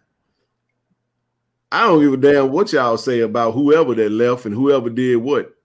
If I'm at the gym and whoever you thought I was beefing with, or whoever I thought I was beefing with, if they in the room, I ain't gonna be confined to one side of the damn gym because they over there. I'm gonna roll the whole gym. I ain't gonna look over there because I don't want to have to speak. You're using too much energy. It's like shit. What's good with your player? All right, boom. Fist bump, keep rolling. You can't have no peace. No narrative. Man, you can't. I'm just saying, take your power back, people. That's right. Power back. I agree with you, Ken. Take your power back. Because if you don't take your power back, you're gonna be like Ken on Wednesday. Actually, I like that kid on Wednesday myself. I don't like that kid on Wednesday. Except for the N-word. I don't like that. That's what I'm trying to tell you. It's more behind that now. I'm just telling you, I don't like that kid for Wednesday. That kid on Wednesday needs to never show itself up ever again. I'm just telling you, that ain't good. No, I was like, I had to call my brother and say, "Whoa, okay, Peter, listen." Nobody said it ain't. You ain't. God, dog, it's so. Okay, we're gonna agree to disagree. New season, love you, appreciate you. We just don't agree. You're not standing on. It's not about. That's not principle. That's your opinion of what principle is. Just like I have my opinion of what principle is, and we'll just agree to disagree. Love you still though. But I'm not gonna take it as though you're not falling for anything, because you're only saying that because Deion Sanders is gonna be at the camp, at Bubba McDowell's camp at Prairie View. I can't see that. I can't agree with that. And it's all good. We can agree to disagree. Love you the same. We can move on. I love that, because never think people think the way you think. They don't have to. They don't have to. Right. I totally understand it, but I don't. Again, that mindset is setting up animosity towards TC, and that is what I'm trying to protect against. Yep, that's that right there. That whole thought process is centered around the fact that you ain't never worked with the man, you wasn't on his staff, you don't know him, you don't know his relationship. This is the same man that fished with him, that went and did all type of hunting and stuff, that's got a good relationship with the man. It don't make no difference how we feel about it. Again, he don't feel how you feel, and it's okay too. That's the point. That's okay. Hey, Ken, I'm glad you brought that back up. I know I typed in the chat, but bro, like watching you do that, especially public, that was big. Like I know I put in the chat earlier, but me being 25 and obviously we seeing these kids go to jail for like 13, 14-year-olds for killing each other for no reason. Like watching you do that was major, and watching TC how he handled the situation as somebody that's 25 and a generation that's growing up around here, where you get shot for looking at somebody wrong at the red light. Like there's no talking nothing out. So to watch two people that's, you got pride. I know Neely got pride. I know where y'all both come from. So it's talk that watching y'all do that was huge, Yeah, we didn't have any animosity to begin with. And he reached out like a grown man and said, hey man, I heard. And then he saw a Facebook post and I said, yeah. I said, Zoe and I talked and thought that we didn't feel like it was you. You know what I'm saying? Because I'm like, we ain't never had no beef like that. And it ain't never been that way.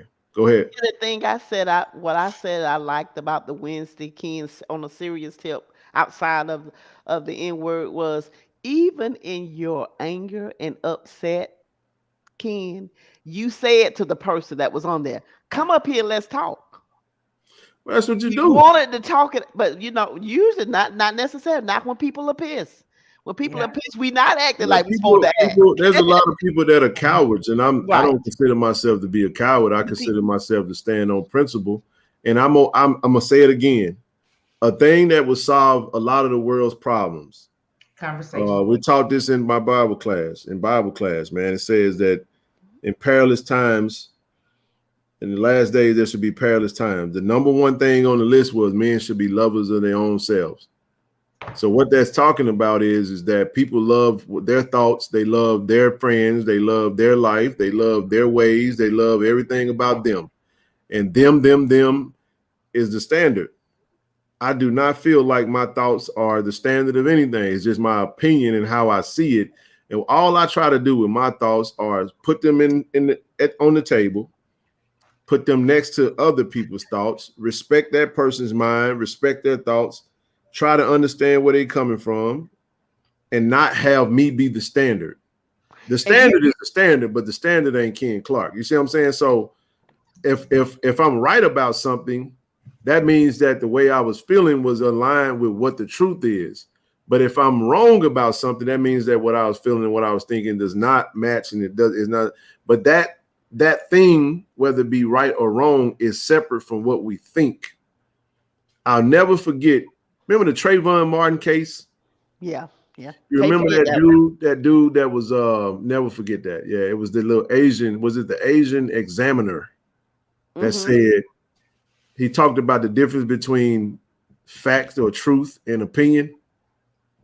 So he was answering everything based off of, yes, that is true, or this is according to my opinion. And he was basically differentiating opinion from truth, and how truth could only be an opinion when it's aligned, but that doesn't mean that because I have an opinion that is true.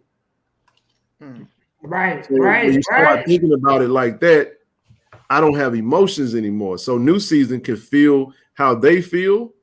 I can still show love and respect and just say, you know what? I understand where you're coming from. I respect your mind, but I don't see it that way because I'm factoring in these things. I'm not factoring in what I feel and what I think. I'm factoring in what TC Taylor is in a situation of. I'm factoring in his relationship. I'm factoring in his temperament. I'm factoring in how he has demonstrated how he handles things. And I may have handled it way differently. There are coaches that's like, man, fuck that. Oh, man, I ain't never going around. And that might be the type of coach that you like, but you're going to lose some people because of that mindset. Correct. If every time I come on and I'm acting like how I acted on Wednesday, I'm going to lose a lot of people that follow this platform. But I can also do something differently and be level-headed, and I might lose the folks that want the mess, but I might gain the folk that like, you know what I'm saying, peaceful conversation. But go ahead, Michelle. Yeah, well, that was. Oh, sorry. Go ahead, Michelle. Some said we agree to disagree. This is one thing that I love, and what I saw is that my mentor taught me this: never think, people think the way you think, and it's okay. And that's the part is when our issue comes, is when we try to convince somebody to think the way I think. And I've learned. I tell people this: me and Ken can talk, but if he has something and I have something, and if we don't agree, that is fine. See, vacationing with kids, that's the part you didn't miss, that you done missed. I told y'all that if he go, we going. Yep, he did. Because a part of this is not just the coach going, but the fact that we will control our own narrative. Yes, sir. Correct. Yes, if you ain't learned nothing about that man, Coach Prime, that man gonna control his own narrative, y'all. He gonna control his own narrative. And Tiger Talk is gonna be there.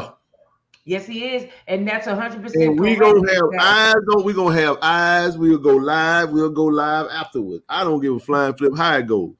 But I'm gonna be there to see. Okay, y'all, this is what happened, and like that's how you got to do it, man. And that's Connor said it best. Connor said, "Just because you're right doesn't mean I'm wrong," and that's the part. Never think, people think the way you think. And listen, I need y'all to use that.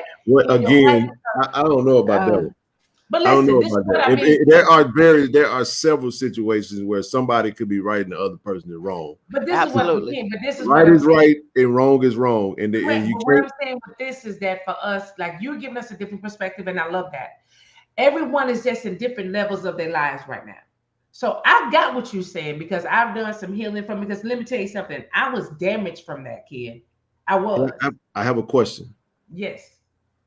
What is the animosity and emotion centered around? Pain. To who? I think a lot of us still have not healed from it, Ken. What is this pain and the animosity centered around? Emotions.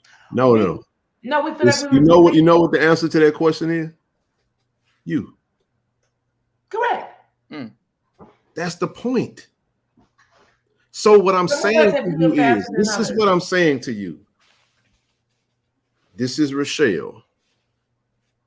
This is her pain. This is her experience. This is her emotion. This is T.C. Taylor. T.C. Taylor is not Rochelle Henderson. Correct. Never. T.C. Taylor's experience is way different than T.C. Mine. If this man is the coach, I think it's a better investment of energy trying to figure out where he stands on it. And if he makes the decision, then we can try to get some understanding as to what went into the mindset of that. Instead of, because this is what we do. Yes, we do. I'm a Jackson State alum fan. Sometimes we become our own worst enemy. And we throw the bathwater out. We throw the baby out with the bathwater. We scorch the earth so much that we burn us up too, trying to scorch the earth. And sometimes we got to learn how to have a little bit better emotional intelligence. Trust me, I have to do the same thing. I displayed emotional immaturity, but I was also feeling I had enough. So it was a moment. But at the same time, all I'm saying is that you're not wrong in how you feel. What you feel is actually right because that's your experience. Correct, and that's what you're. And this is the other part. That's your experience. Ken said something that I'm going to reflect. Not going to put my therapist hat on. Is that when you don't deal with your feelings, for instance, you're giving that person power over you. Like, I'll give you an example. If I walk into a room and you're at dinner with your family for your birthday, And if you see me, it made you mad, upset, and you ready to go. Do you realize the amount of power you giving me, and I didn't even know you was in the space? Man, no, you sound like me with my ex-wife, boy. Boy, you took me a long time to get in the I was same just room. finna say, Ken, that sound like my ex-fiance and I. Look here, man. That is free will of you giving person power over you. And wait a minute, you mad and pissed off, but check this out, Ken. I don't even know you there. Hey, this is actually false. I do not believe that. Perception is not reality. Perception can also be a delusion. I know that's right. So I'm not. Don't get me wrong. I'm not challenging you, Brandon. Please, this is just me sharing my. I've learned that sometimes you can have a bad perspective. Especially you can have a false reality. Okay, I'm just telling you, because what I always ask, this is what you do, and this is what would make you change your thought process. There you go, Hezekiah. What do you say? Perception is your vision of reality. I'm just trying to tell you. Some people got some huge realities around this. So their perception is right. I'm going to give you some therapy. For instance, you got folks right now in these divided states of America who really believe that 45 is still a president. That's their reality. I'm trying to tell you, man. Hey, it says that he'll have you around here deluded. So somebody define the word delusion. No, it just means that you can believe something that necessarily ain't that case. It don't have to be severe. Correct. I never want to get in a space where I'm so deluded in thinking that my perception is and you run across these people and they're unbendable. If you come to me, Rochelle, and say, well, say, Ken, because Zoe got on me today, I told y'all that. I had to take it. I had to listen to Big Bro call me. He said, listen, I know you got it together. I understand it, but I still have to tell you. If I didn't love you, bro, I wouldn't have to tell it to you. But I have to tell it to you. Let me give you some perspective on what you're not thinking about. Then he started mentioning this. You know what, Rochelle? I didn't think about none of that when I was going in on Wednesday. I was like, damn, you sure right, bro. Damn. Yeah. I can feel that the whole picture of the matter, but I think I was looking even past that, even through Ken's argument, to say that's what he did, not who he is. But I also get what they were saying. I get what they were telling you. Oh no, it's definitely looking at the whole picture. I get it. Well, the thing that I was told, I mean, cut you. I'll let you go, Rochelle. People appreciate the character that's been displayed from what they've given me. And for a lot of people, it's like I've been told, like, man, we need you to not let people suck you in and out of fear of thinking that, you can get overexhausted, overexerted. Like, we really need this platform. Yeah, man. Like, don't go down that road. Just ignore it. So what my assurance was to, first of all, my brother Zoe, because Zoe was like, bro, listen to me and just let me speak. Don't say nothing. Anytime you click on like what I just did, if I highlight Brother Seeley's comment, I have now given life to what he's saying. We get to choose. Yes. Wait a minute, let me back up a little bit. Delusion, a false belief or judgment about external reality held despite incontrovertible. God from Zion. That'll preach right now. Contrary occurring, especially in mental condition. Preach that on Sunday morning. See, y'all gotta understand something. I'm a nerd. I like stuff like this. I like intelligence. Me too. I'm into this type of stuff. See, I'm in my element right now, Travis. You feel what I'm saying? I love this type of stuff. You want to know the definition of delusional? All you gotta look is a former coach. Like, he ain't got no person to tell him no, that ain't right. That's called. Right. But here's all I'm saying. I was going with the point of I'm not even using the former coach. When we were talking about control, and Ken said it, but it went over a lot of our heads, is that if y'all, let me give y'all this for free.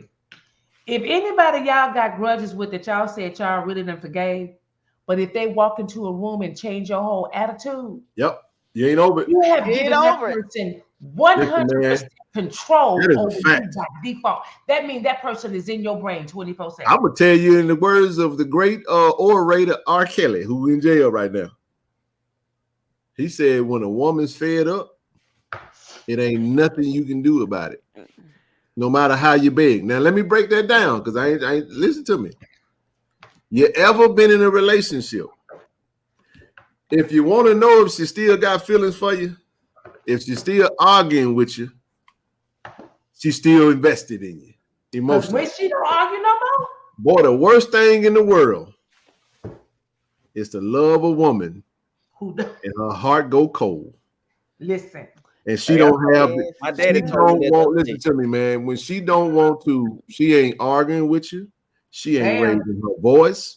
She is numb and she is done. Hey Ken, my daddy told me the other day, I told my daddy, I said, man, I'm so tired of my old lady asking me questions. He was like, don't be concerned about it, ask questions. The minute she stopped asking questions, the one that stopped asking questions is the one you need to get away from. I said, because that's the one that's done. I'm saying we're being funny about it, but here's all I'm saying. I'll say it like this right here, and I think y'all can all get this. A dead man ain't got no feelings. You say, oh, he dead to me. Well, you still don't sound like you still sound like he alive and kicking inside of you. Because all I'm saying is this right here. T.C. Taylor is a head coach of a university. Head coaches at universities recruit the players in their respective sport. Correct. While I understand you're having a camp, I don't understand why you got to go. But guess what? If you feel the need to go, I think you should go for I think one of the major things to go outside of recruiting, Rochelle, is what I just said, and that is to silence the noise on the rhetoric that would come if you don't go. Click on vacation. Remember Wednesday, we were talking about cable. Vacation says, my friends have a network on Roku. Y'all should definitely get a channel on there. Roku, whatever it's called. Roku. Hey, you know what I'm saying? The school is on Roku too. Well, we looking for. I'm definitely looking for opportunity to get on there, man. Tell them to holler at me. I got an email address they can send some information to KC1400 Media Group at Gmail. We'll go. Can I have a question on that vein? Are there any games ESPN's still? Do we know, or any channel for that matter? I expect us to have some games ESPN. They haven't released their schedule yet. They haven't yet. Okay, that's okay. I would love to see us on. I would love to see us on HBCU Go. Okay, a couple of games over there because I love their production. Okay, I think they did a phenomenal job. But in relation to this thing, again, you are right when you're expressing how you feel. So the rightness come into play when you're saying this is how I feel. You're right about that. But that doesn't have anything to do with what's right or what's wrong, because again, right and wrong is defined by a standard. And if you make yourself the standard, again, I can't be friends with self-centered people, because self-centered people they can't consider anybody's thought process outside of themselves. And I just get away from around you because it's a waste of time. It's like the LeBron James debate. If you come over there trying to talk to me about LeBron and you don't like him and I sense you got emotions, I'm like, we ain't having this conversation. You don't like LeBron. It is what it is. You done made your mind up, and there is absolutely nothing you can say to me that's going to change my mind about LeBron, especially not in year 20. So let's quit talking. How about that? It ain't no need to talk. Let's talk about Snowfall or whatever y'all wanted to talk about. We can talk about something else. We're going to talk about that. My dad used to say we're at a dead heat about that subject. Let's move on. Okay, I know we're about to cut it off, kids. Someone asked me, said, I promise I'll be looking forward to the show. Keep me up to date with JSU news, especially while I'm traveling to Boston and back. He was like, do we know anything about buying tailgates at the Atlanta game? Do we know anything about that? SWAC MEAC challenge. I think that's all gonna go through the MEAC SWAC challenge.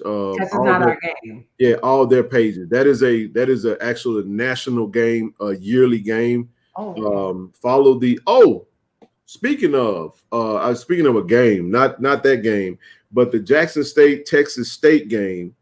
The tickets are gonna go on sale July the 7th. And they don't have that big of that. Stadium is decent size. So for those that are planning on coming to flying into Austin, going to the game in San Marcos, Texas versus Texas State, please, y'all, let's go take over that little old stadium. I'm gonna make a serious push. That's in Austin.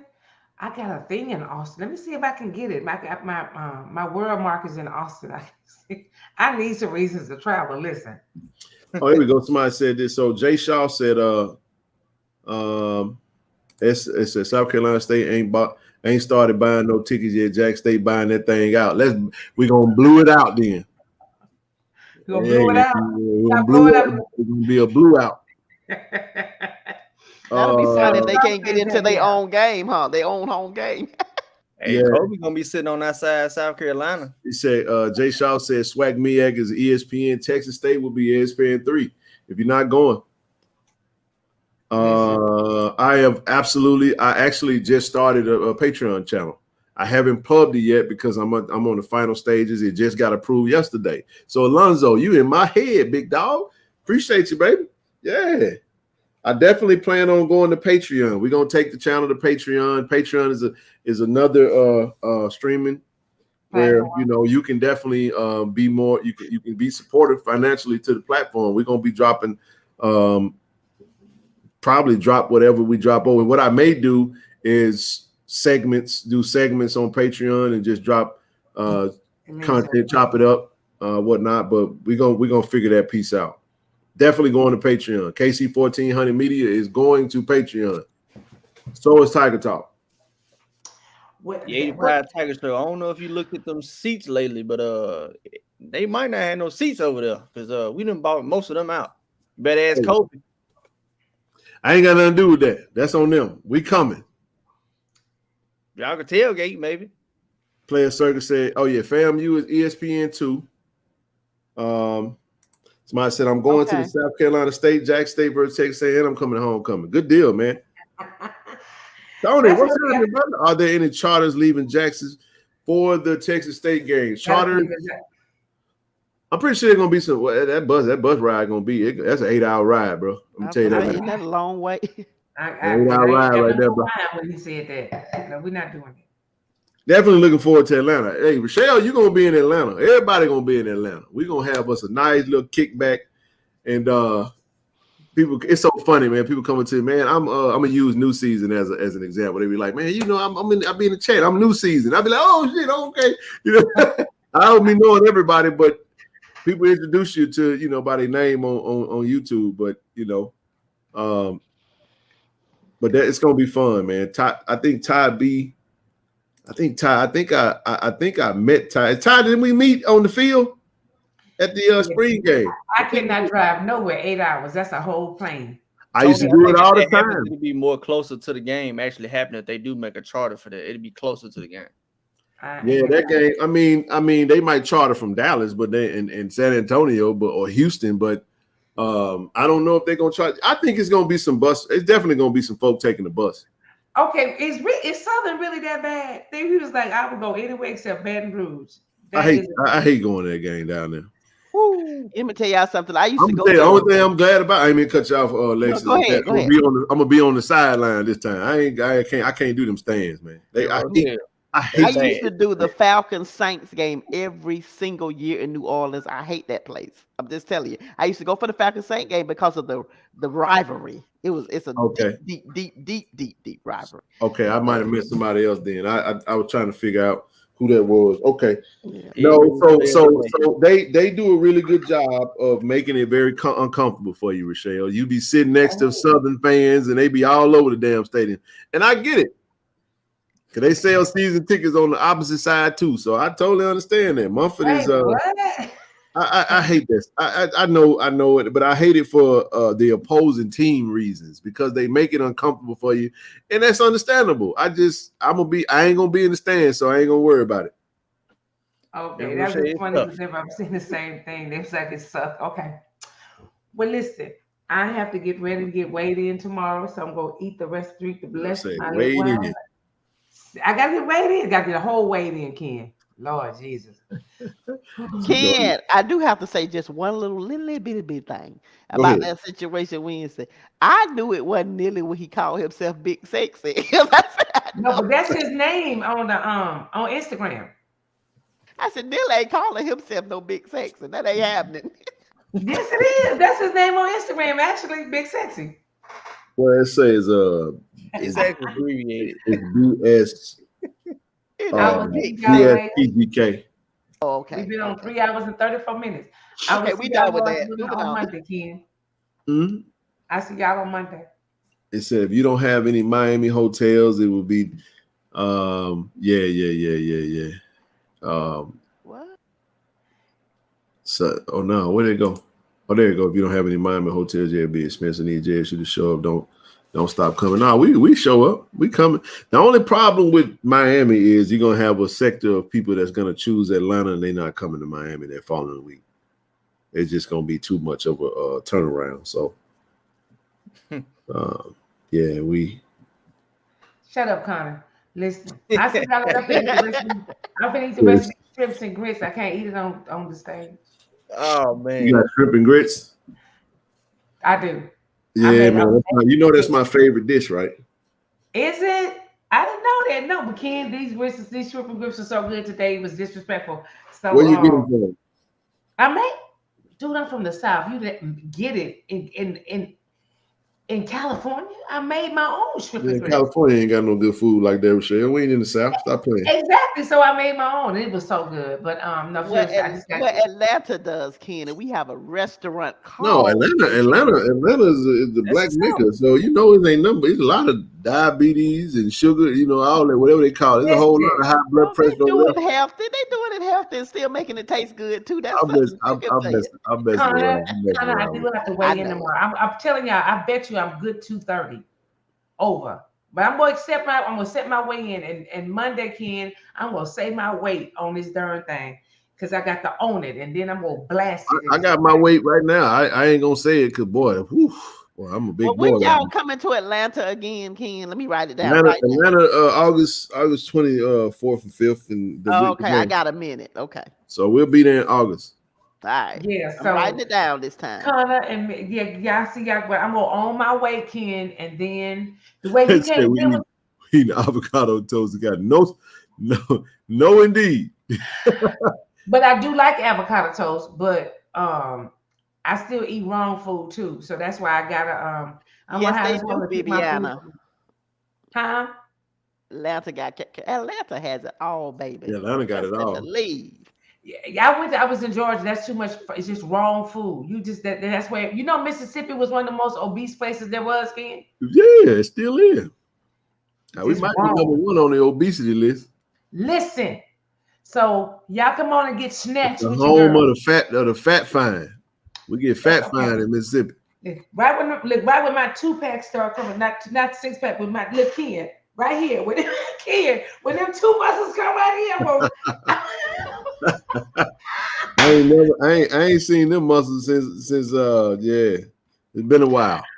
I'm gonna be on the straight. So Grambling doing spring tomorrow too, guys. Yeah, Grambling spring game tomorrow. I'm gonna definitely tune in for that. I want to see they got Miles Crawley transfer from Alabama State. Good quarterback battle. They got some good talent over there. I'm gonna check them out. We don't have Grambling on the schedule. We'd have to play them in the SWAC championship if we play them. Y'all don't play them this year. Let's meet head to head. Okay. Oh wow. Okay. We don't play Grambling or Prairie View. Oh, okay. We play everybody else. Y'all have a good night, Ken. All right. Thank you, man. Great conversation tonight, y'all. We got to keep that going. Hey, this is okay for you guys to come in. We don't mind. See, this is the stuff that you don't like for the moderators. For example, I say this and I'm gonna go. When someone is disagreeing or having a difference of opinion, that ain't a goulash type situation. That's called dialogue. We welcome people to have opposite opinions so we could get somewhere. That you make progress, right? Correct. And but we just don't want to do the trolling and the rhetoric, the starting bull junk. We just gonna dance around that. We ain't even gonna address it. So we can point it out, see what they saying, confirm it, and adios. That's how that's the way my pastor used to say it, Ken. He used to say, "Show me somebody that agree with everything you say, and I'll show you a hypocrite." That's a good point. That ain't a good point, but I appreciate you, Alexis, for coming up. Oh no, thank you for your time, honey. I'm glad I was able to catch you. So I'm gonna have to try to catch y'all live a little more often. If not, I'll watch the videos. Keep them coming, honey. You've been fantastic. Thank you so much. All right. Have a good night. All right, everybody. To all my platinum members out there, if you got a platinum membership, shoot me an email. If you're not a part of the platinum chat, it goes down in the platinum chat. If you'd like to become a financial supporter outside of a member, you want to donate to the channel itself, you can hit the Cash App, PayPal, or Zelle, whatever works for you. Thank you, everybody, for tuning in. Thank you, Coach B, for coming on. Appreciate the family for donating to knock out that initiative. We're going to keep it going, man. We'll be back live again on Monday. That show on First covered a whole lot today on that show. I think he's going to either drop it Sunday or Monday. Be on the lookout for that. And we got a whole lot more content coming to the page. So if you haven't had a chance to catch any of the videos, go watch the videos and continue to support the channel, man. Again, we appreciate it. And then we'll be back. We'll see how many standbys we can get. We'll go from there, man. Do y'all love? Go Tigers, baby.